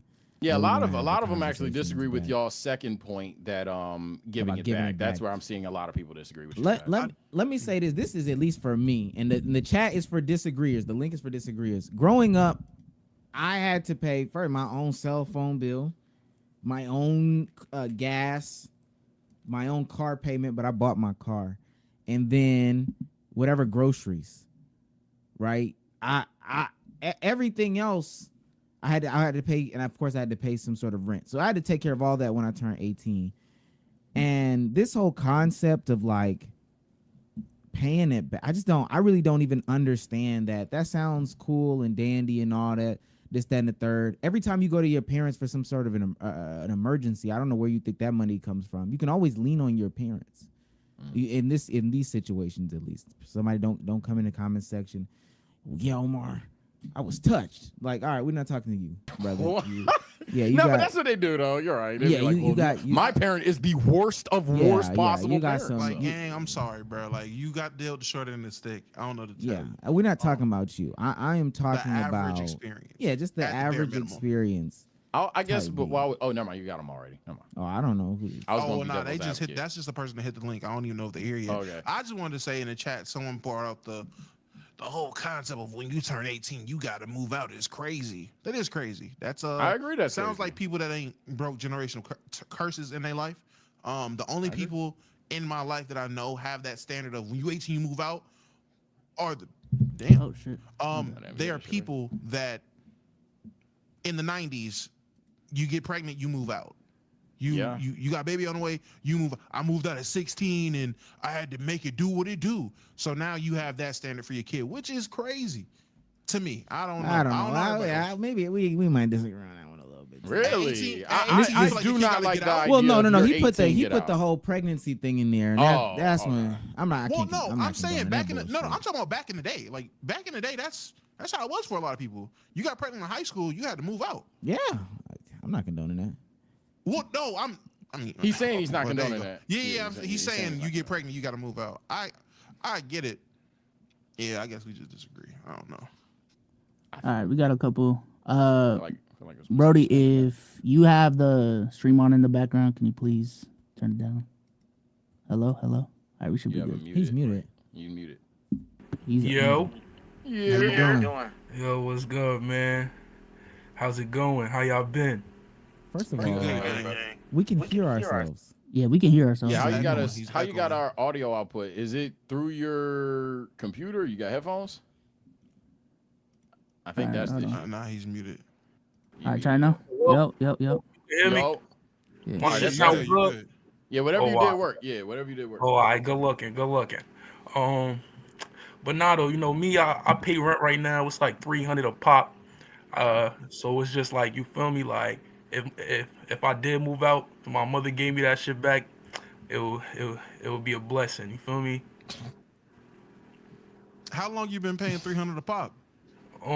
Since I had a kid, so like maybe like What? 4 months, 5 months, 6 months. How old that little nigga? Yeah, he like 6 months old. Yeah. Wait, so how? And you didn't have to start paying until you had the kid? Yeah, pretty much. How old are you? 19. Why you have a kid? What you mean, bro? Just be outside and shit.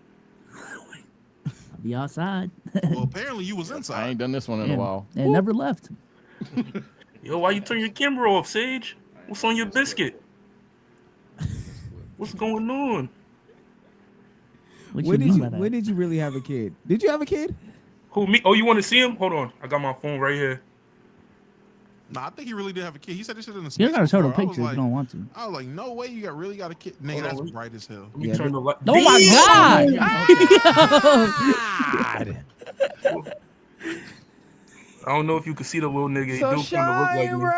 Oh, we can kind of see it. We can kind of see it. This is the worst picture I've ever seen in my life. Chill. No, I mean we physically cannot see the picture. Oh, y'all Nigga, can't that's see an it? abstract painting, nigga. I don't know what I'm looking Yeah, at. it's just a bunch of colors. It's just a bunch of colors. That was just glare. Okay, well we appreciate it. I appreciate y'all too.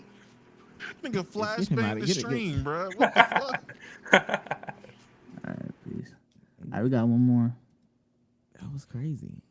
Yo. Yo, can you hear me? Mm-hmm. Yes, Yep. sir. Sir, what's going on? Oh, my question is more so like, why are you doing it to begin with? Because the way I see it is like, obviously you want to tell them, hey, yo, this money you giving me, you finna get right back when you finally leave the nest. But to me, is like, assuming you have the money. Now, ain't nobody saying, oh, give the entirety of the money. You use it as you please. But like, if you have it like that, and your thing you're trying to do is make it so they just not sitting there on the ass with a bunch of free money that you know in the real world you ain't finna have. In my head, I'm assuming like they really gonna move out the house one time. They ain't finna come back, really, right? I'm assuming when they leave, they're gonna have the foot in the stands and be able to go live their life. So to me, I'm like, you give me the money.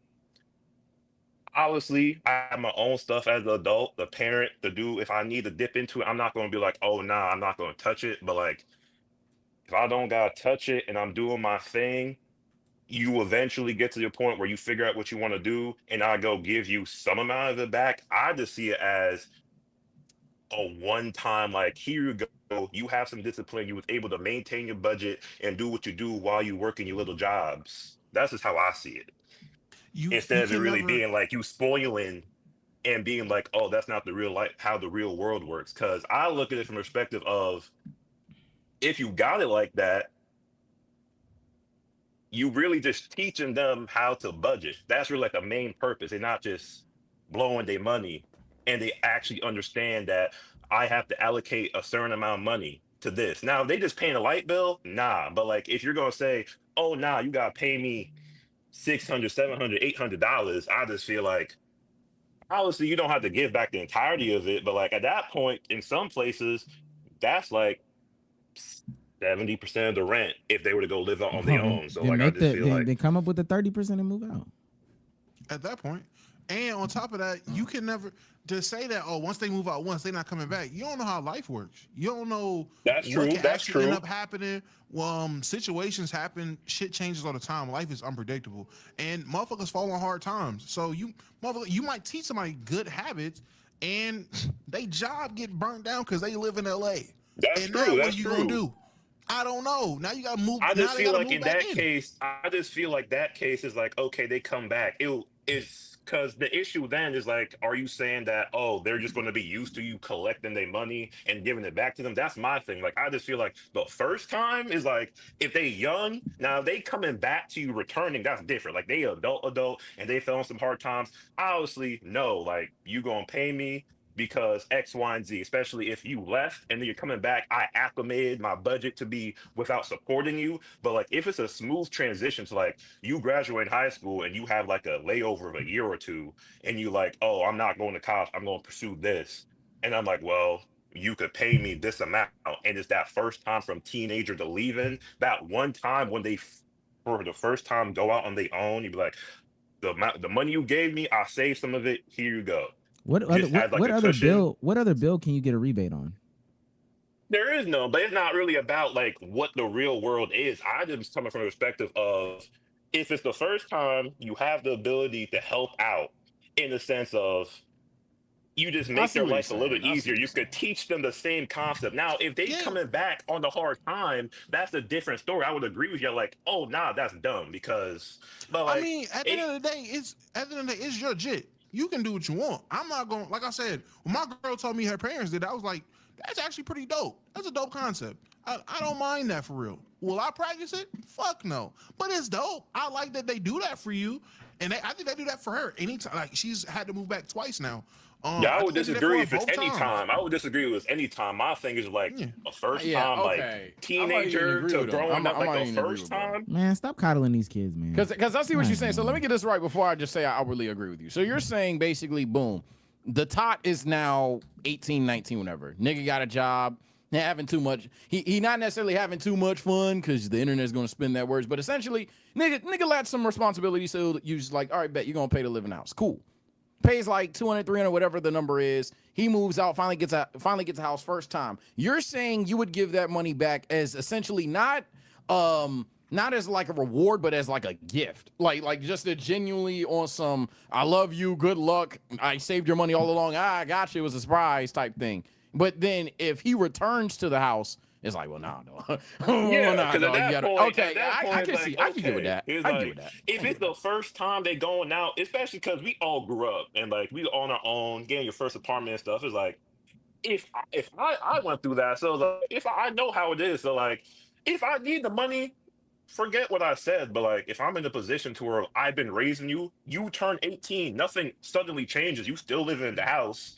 I'm accustomed to like accounting for you in my budget, and realistically, you just giving me some money when I was already having everything taken care of. That's what I'm saying. If you were to come back, nah, because I'm already used to you being outside the house. So like, hell no, I'm not gonna give you the money back because most likely I had to Yeah, go if take on life more got hard, I'll put a costs. roof over your head. I'm not gonna rebate your Y'all don't money get no though. bread. I ain't gonna lie. But Okay. that's all I have Oh to yeah, say. I'm not looking down on the internet's the internet, but I'm not looking down on any parents or anybody that believes what Omar and Damo are saying in the sense of y'all bugging. I'm not giving the money back. I'm not surprising my kid with their first house. I'm giving the money back. I'm not saving that shit for them, nigga. This is the lesson. The lights were on this month. Thank you. You contributed. But I don't necessarily see. I think this is just like.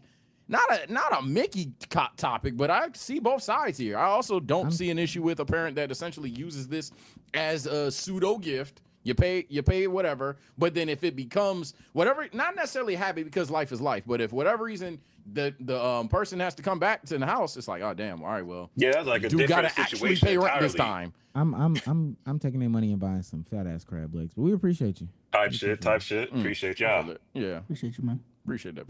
Let's try one more. I'm about to say, at least he actually came up here. here with a different perspective. He didn't fully disagree, but he had a different perspective. Turn that shit down. I hate my voice. All right. Let me see if I can. How you doing, Nematode man? Yo, can you hear us? Yep, got Hello? him. Calling that nigga a nematode is crazy. That was insane. He can't even hear us. Guy with the Pulp Fiction shirt. Hello? You sound nervous, Bezos. Pope got Tough him. movie, by the way. Yeah. Nigga, you got a No, Pulp Fiction the shirt. other one. Y'all trolling. All right. All right, let's let's go keep to- going. Y'all some bullies, bro. All right, we got one more in the bag. That nigga said the nigga with the Pulp Fiction shirt. Me? Nigga, what the fuck? I'm a bully too. Why I do it? All Why I right, yo. join in, man? Yo, you're. Sir. Hello.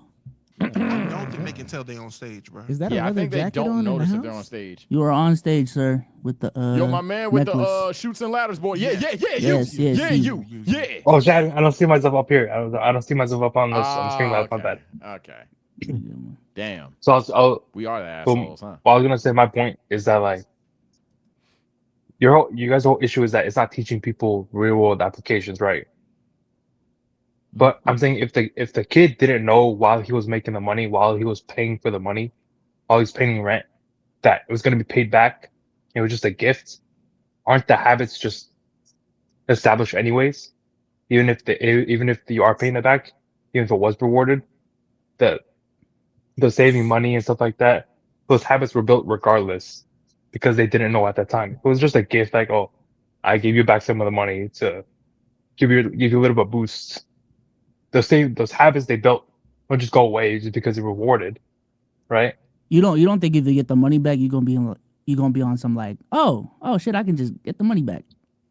I don't think habits are broken that quickly. I don't think so. I don't think habits are broken. I think it's down to the parent. I mean, again, I don't have an issue with the concept, but there's a lot of people coming up here that aren't necessarily arguing charging for rent. It's a lot of would y'all not pay it back? I don't give a fuck. Hey, if you want to pay it back, pay it back. I don't care. I think that's dope. I'm an asshole, so I wouldn't pay it back. That's what I'm saying. I've raised you for 18 years. Now you are paying rent. I am your landlord. I'm not your parent in this instant because I'm teaching you some type of responsibility, some type of budget. Now, for the ones that do decide to give it back to help with that boost, cool. That's dope. Kudos to you. I'm not doing that shit. I'm buying sacks, nigga. I'm smoking your shit up. Big crab legs, no cap. Just to avoid someone else coming up here and kind of pushing this exact one, because Omar and Damo, for those that have the link, they're asking for someone who just 100% disagrees. But in this semantic argument, I can put a pin on it. Guest, do you think if a parent doesn't give that back at any point in time, is that like L parent type shit? Like, No, do you think, no, of course not. Okay, No. cool. And Damo, you already pretty much established that you don't believe that it's a bad parent practice if the parent does give it back, right? No. Yeah, I'll just agree with the fact that like it's just a matter of how you skin the cat. That's about it. Yeah. See. Yeah, I'll CJ, just agree with the fact that like it rewards not doing like it's not applicable to the real world, or like it rewards not real world like skills, stuff like that. I'm saying if they didn't know before and it was just a gift at the end, those skills were still developed prior. Those good habits were still developed prior, and that gift is not going to erase the good habits that were developed. And let's be also clear. And I want to continue on. Your child is going to need you after they move out, just as soon as to co-sign on the apartment or to co-sign on the car, or you know, just to do plethora of different things. So trust me, keep the $3,000. No way you went to Jared with the money or something. Yeah, like keep that. keep the $3,000. Go to Blockbuster and buy up all the movies. I promise you're gonna be used again as a parent, because that's just the life of a parent. So it ain't that deep if you do give it back or don't give it back. Hey, take this $3,000. Now give it back, because I gotta sign off on the loan. I gotta co-sign on the loan, because you don't got no credit to get a car just yet by yourself. If you do it by yourself, the interest rate gonna be 30.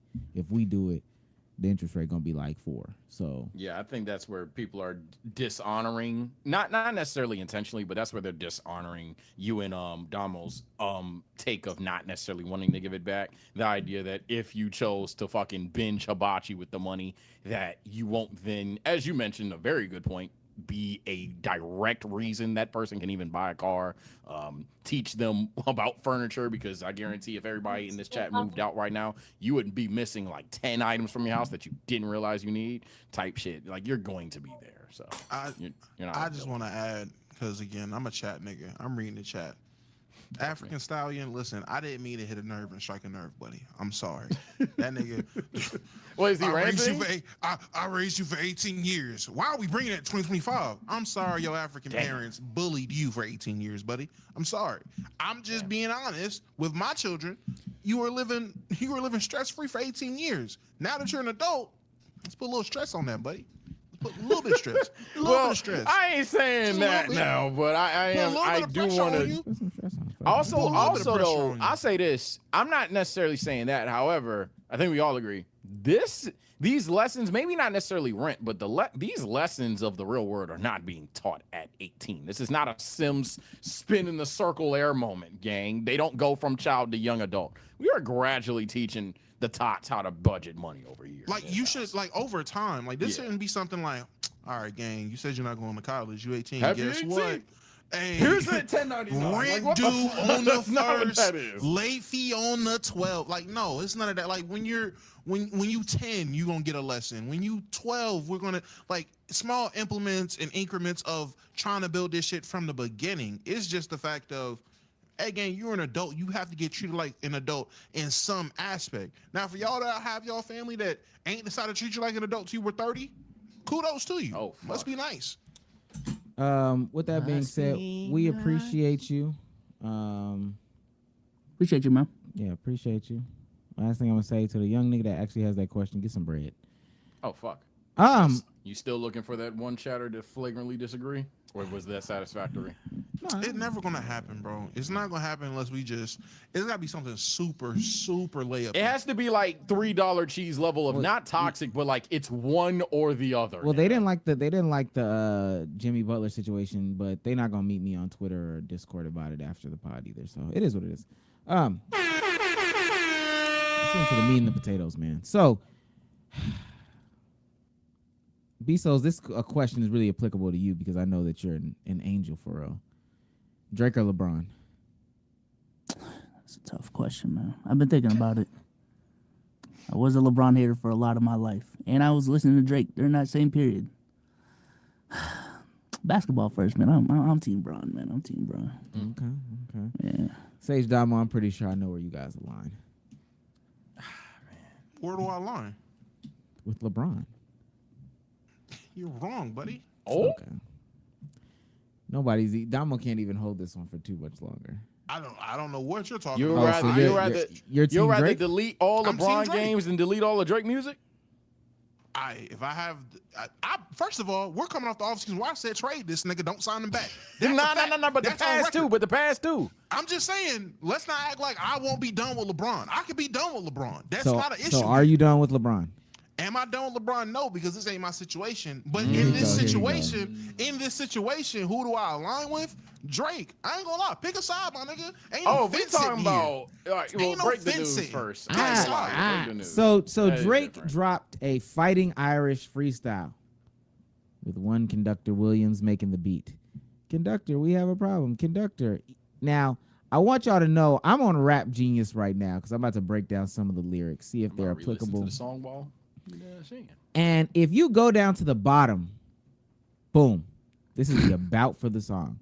Fighting Irish Freestyle was shared through Conductor Williams' Signature Blend series. The vlog featuring the track uploaded on January 3rd, 2025 was swiftly removed.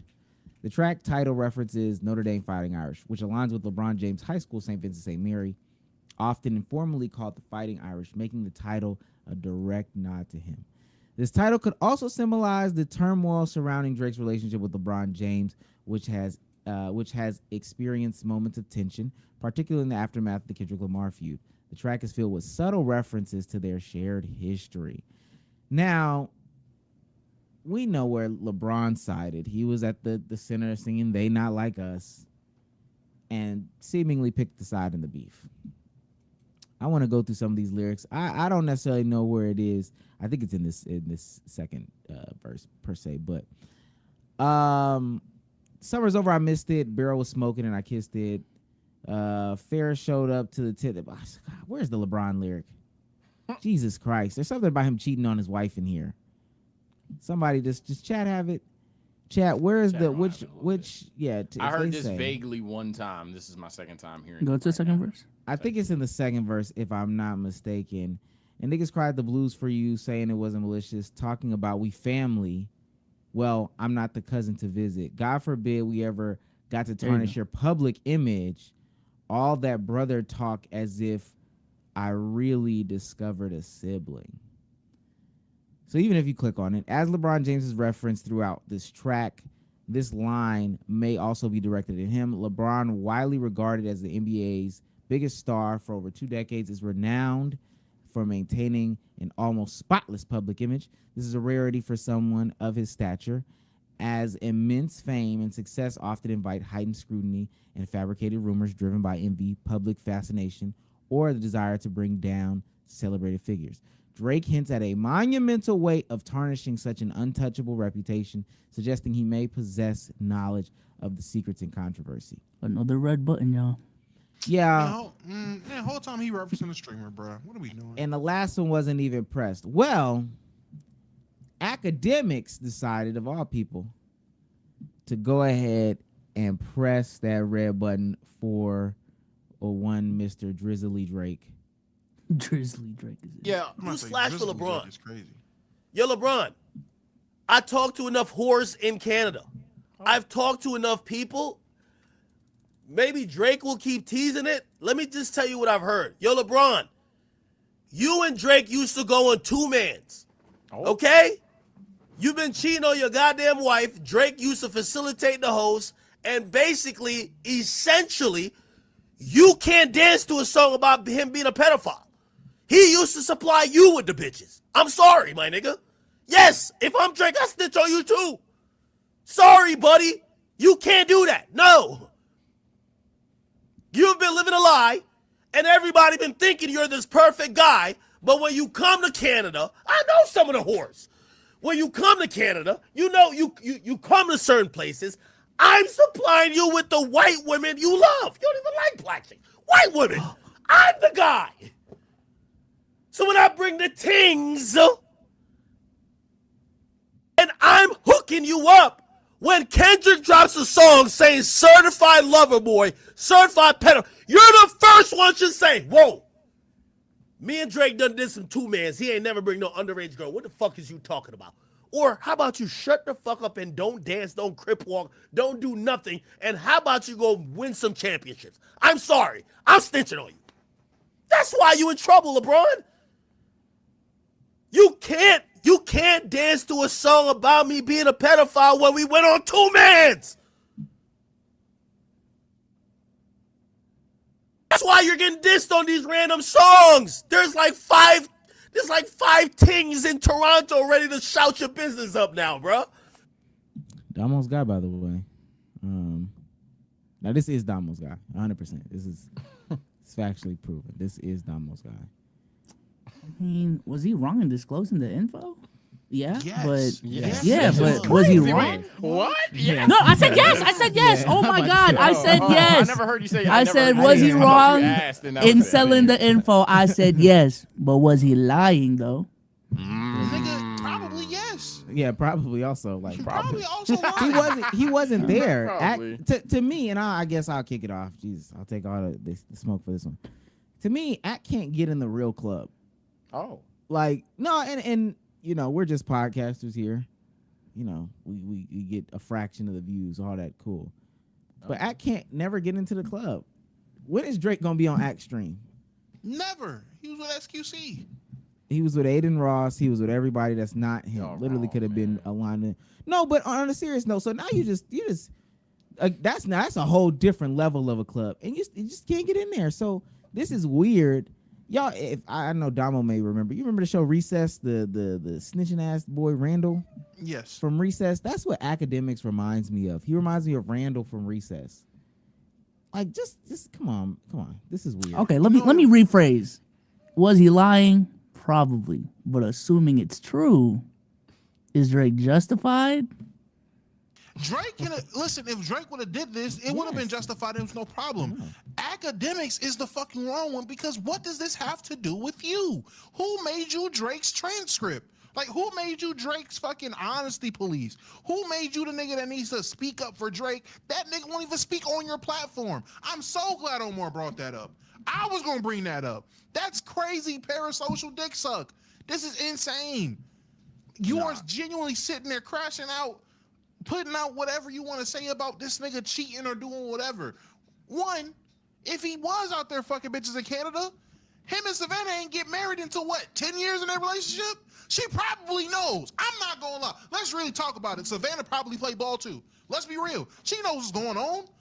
Nigga said it was a 3-man. Like, No, what are you but- talking but- about? She but- probably knows what's going on. Yeah, why would that be? Like, if first of all they weren't married, but if she was okay with it, does it matter?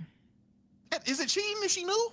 It's a bunch of we don't knows going on. Whether someone wants to argue it's copium or not, comment below. One thing's for certain, man. That nigga snitch. What are we talking about? like me personally, no reason. that nigga, if he's lying, he's lying. But the nigga snitch regardless. That's just never it. I don't think we need to discuss that. Now, in terms of Drake essentially crashing out in songs and talking about it, maybe this is a scorcher. I can see that. Like everybody else is, not fucking with him, and it's a lot of shit going on. Like, damn, none of you niggas was cool with me like that for real. It only took a wop, and then now I'm just not. We not cool no more. I can see that. I think Drake's at a point where anything he says or does outside of just looking lame is understandable. He can do things in a lame way, but yeah, the crash outs are justified. But Act tripling down, yeah, that was kind of crazy. Now, I do want to, well, we'll get back into that in a second. Apparently, this is coming after Akademiks got on the phone. Like, he's upset because he's finding out that he's not really the Drake stan, or Drake isn't his guy for real. And I'm going to get back to the rant in a second, and we'll kind of still break down the discourse. But Akademiks calls Chris Blake Griffith, who confirms Drake lied to Act after he revealed DMs where Drake explained why he's legally battling UMG and Act tried debunking them on Drake's behalf. Don't let him lie to you like that. Akademiks then reveals a conversation he had with Drake saying he'd never lie to Act. What Drake That was a previously lot said, right there. I'm sorry. what he said was, me and Universal is like if Nike was funding a campaign about LeBron cheating on his wife. Stop. Also, I'm sorry to be this person. Stop bringing in other people when you got your mess. Why? What does LeBron have to do with this? LeBron cheating on the, not Adidas or Reebok. Nike, the company he been with since he started. My situation is not no street shit. Everybody before me that tried the label was too eccentric, so they write them off as crazy, and they never had to pay for their sins and mistakes. I'm going to change that and make the building a safer place for every artist. Let's hear a little bit of this because I want to hear the other. Don't let them lie to you like that. You a credible source. You the heartbeat to the industry. You see what I'm saying? Okay. Your whole brand is built on credibility. You're You right. gotta tell the That's truth. true. You gotta deliver the truth. So when Holmes get in a bind and he lean on you to deliver a lie, you put everything in skepticism. I'm an advocate for the boy the same way you an advocate for the boy, and long standing. You see what I'm saying? Okay. We got real history, me and Holmes. Okay. I know you got questions for me and whatnot. I just want to preface with the fact that I'm not no fly by night nigga, Holmes. I ain't just jump out of nowhere. I'm calculated in my stance. I was working on a mixtape, and I sent it. It's called Chris Blake the Mixtape. It's available everywhere right now. My Instagram is Chris Blake Griffith. We ain't listening to that shit. Chris Blake the Mixtape. I'm working on it, and I sent him the SoundCloud link before it even went up. It's chilling. He and I every now and again we're chatting at DM, so on and so forth. I can prove it, bro. Like, this ain't nothing to talk about. Are you from Jersey or New York or whatever? I'm from Baltimore. If I was home, I'd just ride down the street. I could show you. Why would I lie to you? But anyways, back to and he didn't even send an OD for me to. Why would I create DMs calling myself a rat? Somebody who's asking me, it does put me in a bind and a pickle because I'm gonna be honest with you. Normally, when I speak to Drake and I ask him a question and a direct question, if he doesn't answer, he don't answer. But if he does answer, I do expect that, you know. And by the way, I'll even volunteer something else where maybe like a month or two ago, and I forgot the back and forth, but I was just like, you know, I think he had said something that ended up being true, and I was just like, yeah, like I'm glad you tell me the truth. And he was just like, he's like, bro, have I ever lied to you? And I was like, I don't know. And I said, I don't know. And he was just like, when? And I couldn't point a. So this is basically him coming to the realization that there's possibility that Drake could have lied to him.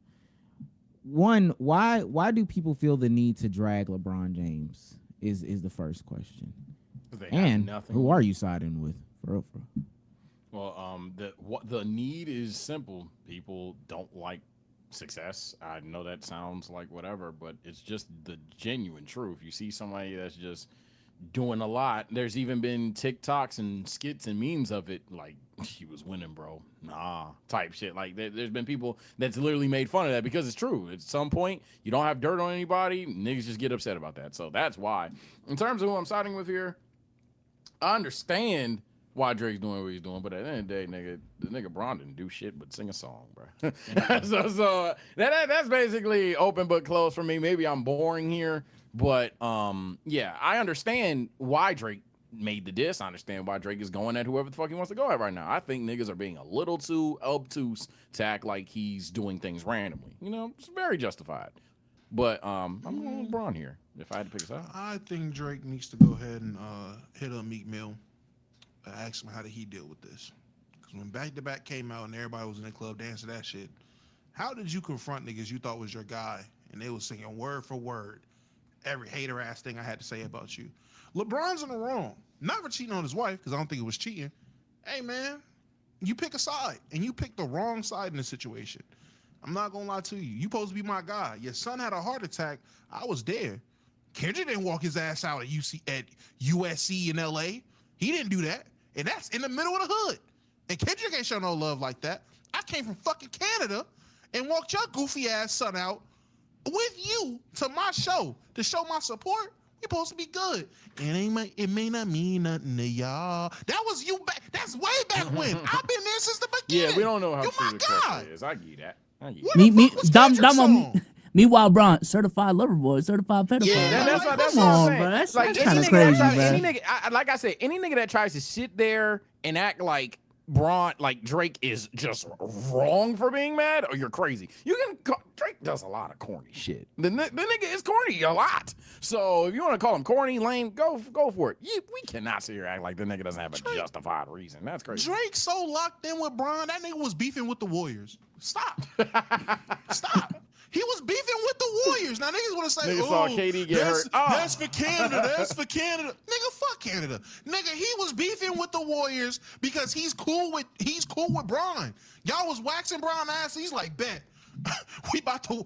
I'm really gonna put it on you, Draymond. I'm really gonna let you hear it, Steph. Cause that's my guy you going against. That's my guy you taking rings from.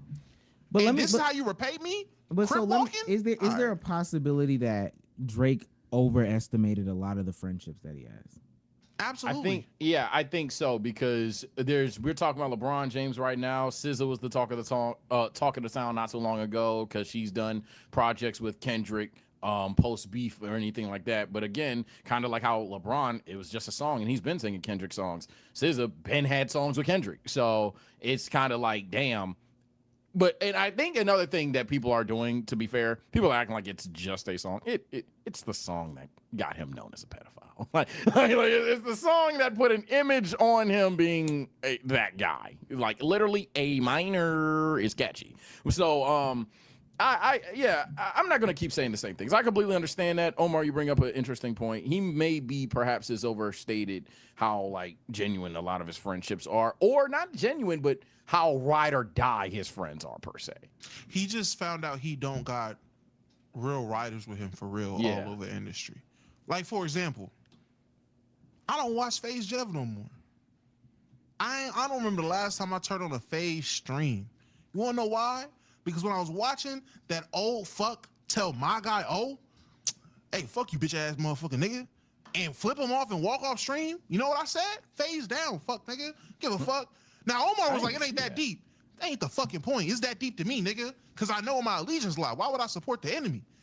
Niggas is like, it's a catchy song. And fuck, nigga, if I'm even Akademiks had to lie about fucking with the song to keep his image of fucking with Drake right. So he had to lie about listening to the song. Oh, it's only number one because I was hate listening. Had to make sure I got all the information. So stop. If you fuck with somebody, you on that side, right? Or either you a fence-sitting ass nigga, or you a op. And in this case, Bron showed he was a op. But yes, Drake overstated how many real friendships he had in the industry, and that's why he's crashing out so hard, because he's realizing niggas he genuinely especially when a nigga like 21 is around. Sorry to cut you off, but then you got a nigga like 21 who has pretty much been 10 toes the entire fucking time. Absolutely. Well, so I mean, he does have Bron tatted. Now, he does? Yeah. Why'd you say? I think it's one thing too if I think it'd be one thing too if Bron only had like one instance of like, oh, they caught me off guard, I was dancing to Not Like Us. He got like multiple. Y'all remember that clip during the Olympics where like I forgot who said it was like, this song overplayed. Bron, man, what you mean? Like this shit been on repeat like in my playlist. Like, all right, bruh. And then there was that what was it? I think out his birthday, like last month. He rapping a whole Kendrick song with his eyes closed, like really trying to feel the shit, does that mean that you go after him? And this is why I think where Akademiks is like really crashing out, because some of this stuff could truly be false, and we've seen in the past year or years, it was Steph, that you know these celebrities, they're not taking this like they are actually going after people if some of this stuff is like this. But would he even be doing this if Drake didn't just essentially take it on the chin? I think Drake is justified in doing that. I personally think Drake is justified in feeling betrayed or feeling however he wants to feel about niggas who associates with a nigga that's trying to make him seem like a certified pedo, that made it popular for him being a pedo, that's putting out things, especially if they're false accusations. There's repeated kids now are talking about, yeah, I heard you like kids. Like this is a notion you're the new Michael Jackson, nigga. You're the new Mike.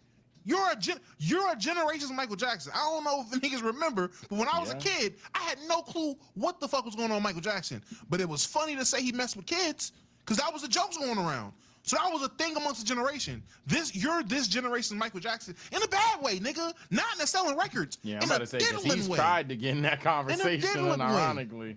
And I'll take it a step further. Niggas think I'm joking. I stand with Drake. There is niggas I still don't fuck with because they was in Ravion space, nigga. To this day, DM gang, why you always trying to get me out of space? That's why, E-Man, you was up there with Ravion, calling niggas deadbeats and being an asshole. So you cross the line, you don't come back from. Fuck, nigga. I stand with that. So niggas think I'm bitten for Drake? No, I 100% get it. When niggas is perpetuating a lie on your name, especially when it's not true, and niggas is profiting off of it, and niggas you thought was adjacent, cool, or fuck with you, or associated with this shit, playing with the shit, that makes you feel some type of way, especially if you got this nigga tatted. That's crazy. Let me continue to play the Akademiks thing, Sage, because I think you'll. He put some sauce on it again. He keeps putting sauce on it. I just be trying to say, tell me what's really going on. Like, I just be trying to go to the concert and get the lyrics wrong. What is he talking about? Be like, I don't like when you hang with Aubrey because he always brings these Moroccan bitches from the six. Yo, every time he come around with him, I don't even want no parts. I don't want no parts. What you talking about? I don't want no parts. Y'all be telling him, I'm like, yo, you know my girl don't like when you be bringing around the hoes. Could we just chill and just listen to headlines and tell me? Like, could we? You know how that go, Chad. That's him imitating LeBron. It is what it is, bro. Savannah. Yo, Bron, man. Stop dancing to any more Kendrick shit, man. You gonna see a bitch pop out. I guarantee it. I'm telling you. There's a chick who's hitting me like, yo, bro. Yo, they know all the plays. Yo, you know I talk to the Trishas in the six. Bro, they say you come to town, they take all the phones, they got you in the back room. Yo, come on, stop. I ain't trying to snitch. Already did. But Drake has snitches, so I'm just full snitching now, right? I'm playing. LeBron, you gotta leave this Drake. Drake is down to crash out over this shit. Leave this shit alone, okay? Nigga, you got 4 rings in the NBA and 1 in real life. Unless you trying to get on some Melo shit, Melo had 1 ring in real life. His shit got took back. Unless you try to lose your real life ring, bro. Drake is sensitive about this Kendrick shit, bro. No more dancing, no more fucking all of this dumb shit. Drake is feeling away.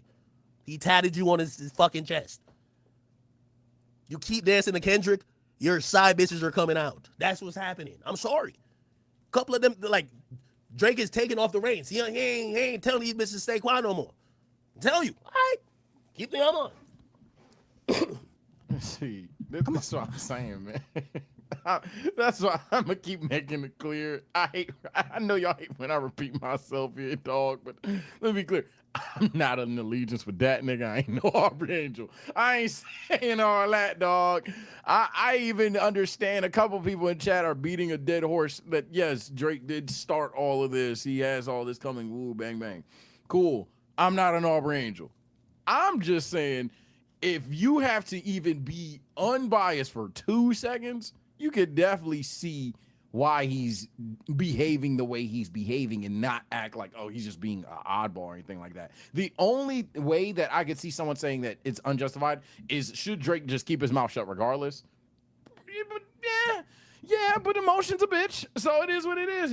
Emotion is damn sure a tough situation there, especially given the idea that the world now thinks that you touch kids. So I think there's just 2 conversations to be had here. One is like, should Drake feel a type of way with how LeBron's been acting? And 2, should Akademiks have acted the way that he does? I think what we're ultimately saying here is, I don't think anyone is justifying what Ak did, but there is a case definitely to be made that, like, Drake feels betrayed by the Brody, the Drake bro. Feel betrayed. That's the fine. real question is the one you didn't ask. Should Drake have even, and I kind of alluded to it, should Drake have still, like, talked? That's the real thing. Like despite feeling betrayed, should he have hit bro in the DMs or some shit like that? Or versus making a song? Like, does he have the right to should he have crashed out? Bro been doing all this shit publicly, so I don't know. But that's an argument. Go ahead, Omar. This is my thing. If you down, crashing out don't make you look better. Like, it definitely doesn't. You can't crash yourself out, and you can't crash yourself out to try to, like, put somebody on the same level as you or whatever the case may be. I'm gonna be honest with you. If it came out tomorrow that LeBron James cheated on Savannah, specifically for his real fan base, like I'm talking about people that actually watch basketball, hell, even for the tabloids, is that gonna change anything for y'all? Nope. I think that's been a problem with Drake. This whole beef is that he's addressing everyone but Kendrick. Like even in his rap songs, like you trying to address the whole industry, and you did do a good job. But Kendrick is like, Drake, you're a pedophile, you're all of this, and you were trying to sub this The Weeknd in your song. You trying to sub this Future and Rick Ross. Stay on topic, bro. Stay on topic. Well, and I don't think you can change that argument. I think and Kendrick got him cooked. Fucking issue that is his topic. To him, that is the topic. The idea that, bro, I got in the beef with this Kendrick nigga, and all of y'all swapped up. And again, to be fair, that did happen. But yeah, I think everyone watching this video agrees. Drake at some point probably should have just let shit die versus like keep poking at the subject. Because now when he's poking at the subject, we could tell he's definitely in his feelings. And now it's just straight up like no shit, sure, like he's emotional about the situation. But it's not even towards Kendrick anymore. It's toward everybody else. Public perception, Drake, you're gonna get skooked, and you might not care. You probably don't even see this, but you may not care. But reality is everybody's gonna be like, but what about Kendrick, though? I think even in Family Matters, for example, everybody loved that second verse. Everybody said second verse is one of the best Drake verses I've heard in my life. Nigga didn't talk about Kendrick like twice in that verse. Yeah, so thank you. I think that Drake is misguided. And maybe if I saw it from the Drake side, like I being so serious when I say this. This LeBron, if it came out LeBron was cheating, this would not matter to me.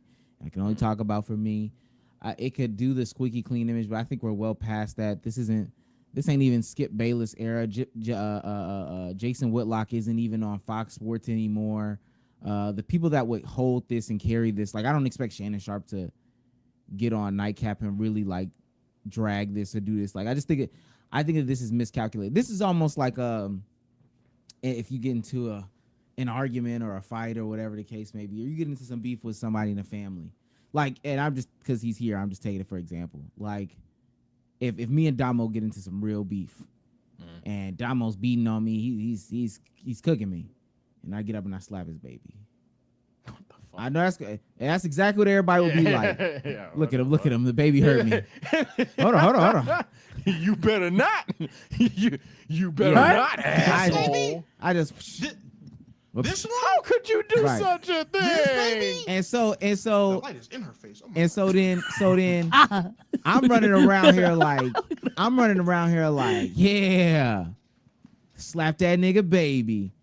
And everybody looking at me like, I mean, you got the baby, but like it was a baby gang. Like, damn, what the fuck? Yeah, it looks like Drake lost a fight, so he gonna pick another fight that he could possibly win. Nah. I got a good one. It's like, let's say you joning on somebody, you get cooked, Damo's laughing too hard, so then you fry Damo the fuck up, but you never really went at the guy that. But also then the fry that you try. I know that's not Damo talking, and then everybody sit in a circle like, I mean, I guess it is Damo talking.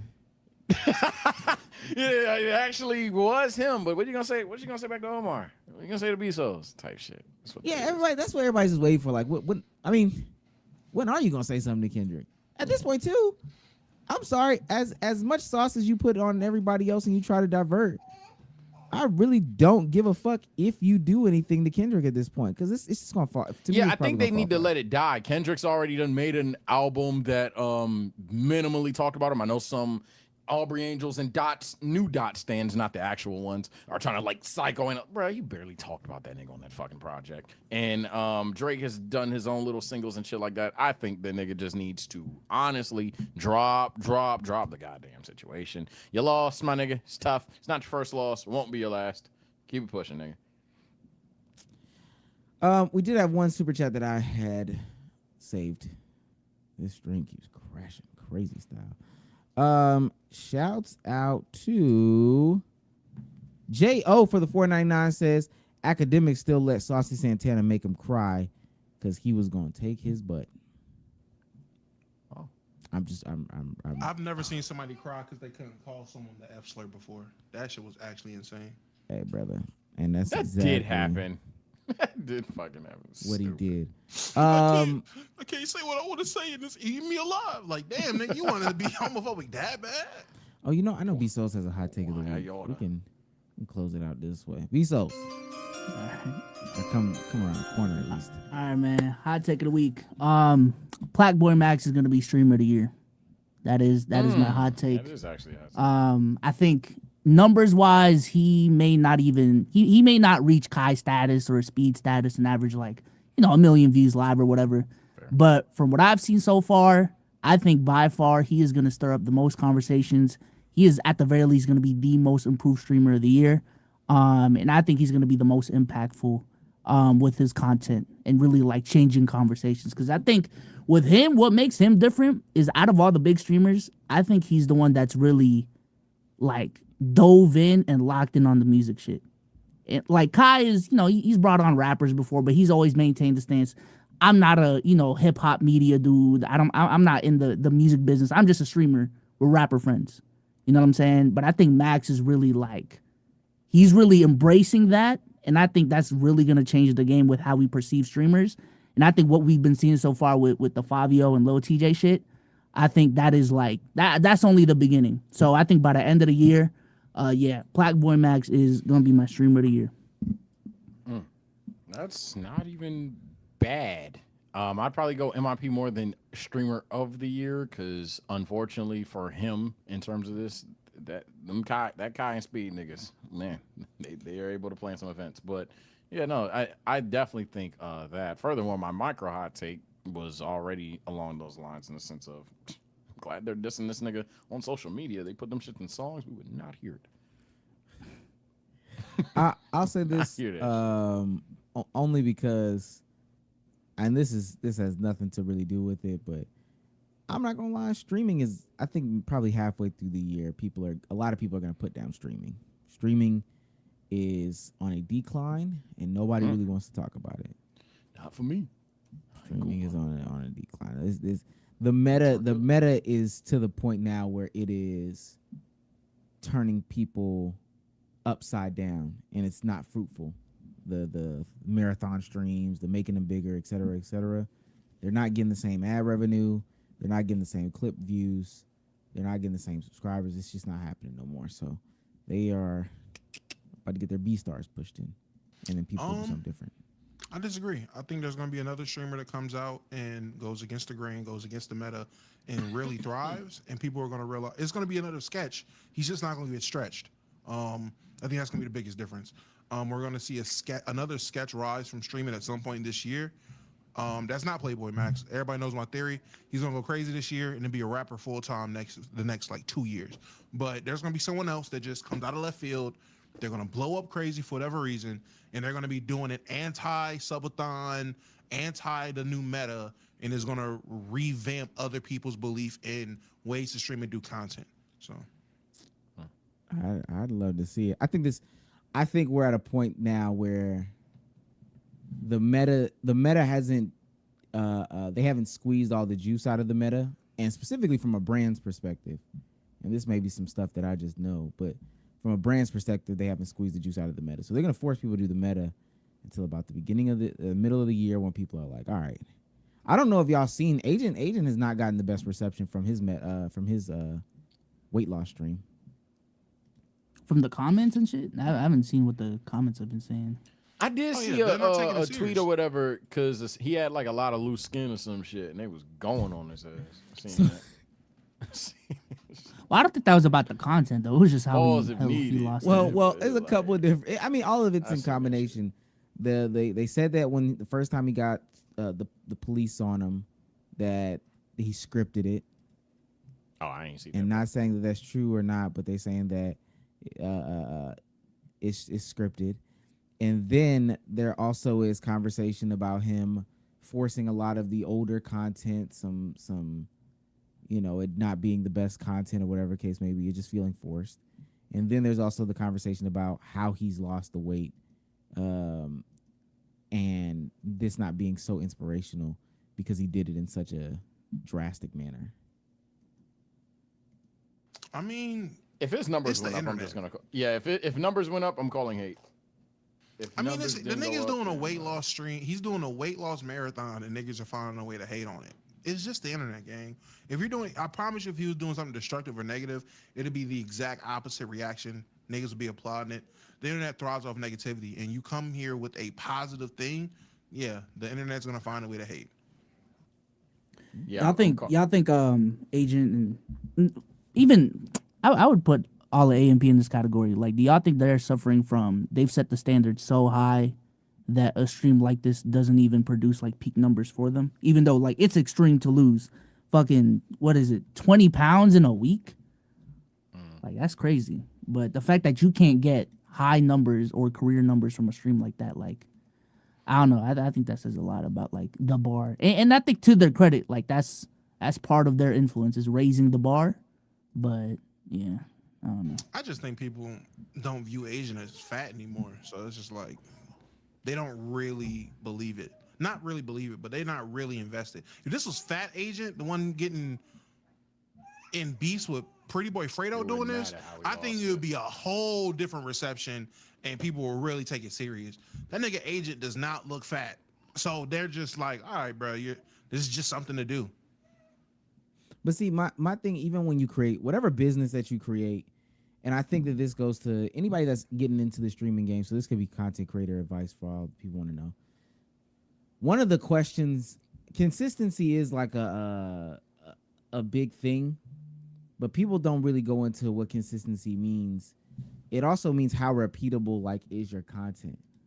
So like you could put together, somebody was asking me this in a space, and they were like, I have these like 45-minute scripts on how NIL and black athletes and intersectionality and how they're taking advantage and da da da da da.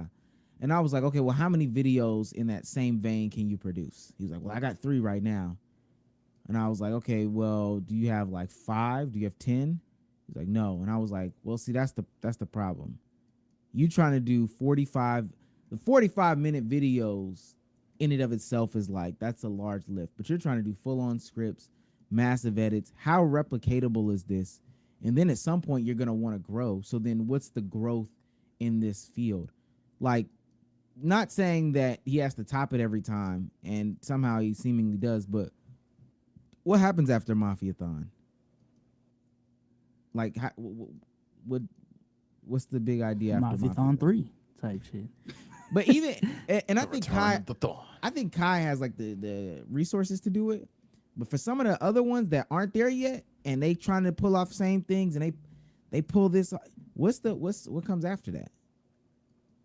Yeah, I think it is interesting that like typically when you see social medias like move in a way like that's a sign to you that I shouldn't invest in this as much as I used to.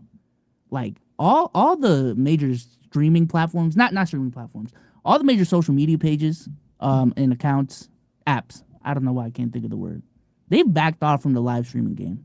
Like, it wasn't too long ago when Facebook and YouTube was investing millions into buying off streamers, investing millions into updating their live streaming feature set. But they have cooled off, and they've essentially focused on making TikTok clones instead of improving their live streaming side. And I think that says a lot about like live streaming as a business. But it's interesting that I think in the last couple of years, live streaming has also gained a lot of popularity that it didn't once have before. And it's like one's going down, one's going up. And I just don't know how it's going to play out ultimately, because from the back end, live streaming is a very expensive business to run compared to like VODs and TikTok videos. Thank you. And last thing, a nigga said Kanye on stream. I'm not gonna lie, Kanye on stream is not doing it right now. You bring Till it does. I don't know about that. Till it does. Okay. Kanye. I wouldn't downplay Kanye, but I will say that like right now, the glows and shit would probably just, it's about being the right name at the right time. I'll give you that. He ain't been doing shit for the But past. Kanye always gonna be Kanye. He gonna be Kanye, but nah, right now. He's not the person I would look for. I say that. I wouldn't like 10 names look for right now. I wouldn't look for Kanye West. But he's not the person to look for, but he is the person I get a clip. Oh yeah, 100%, basically. But I even these things right now, like I see they seemingly have repaired their relationship, so it does seem like they're gearing up. I don't know, Kanye not hot like that. I just might. And at this very moment, if he built some momentum and did some other stuff, then I think it would be like, oh, okay, we can get that off. But Kanye has to go on one Kai stream and says one positive thing about Hitler, and he's the hottest thing in the world. But you have him say the stuff about whoever first, and then have him come on your stream. Not you be the place. But it's just my thing. I mean, I don't know, because if we look at how 2024 started off, Cat Williams was not a person that was really hot for saying crazy shit before the lead up to the Shannon Sharp interview. Shannon Sharp interview was the place where he got that shit off, and it fucking blew up. And then go from there, him talking on stage and everywhere else. Hell, I think it revitalized his comedy career for a little bit. Like, it had an uptick in his specials and while he was on tour just from doing the Shannon Sharp interview and blowing up. Anomaly. But either way. With that being said, oh, that's the wrong one. Damn it. There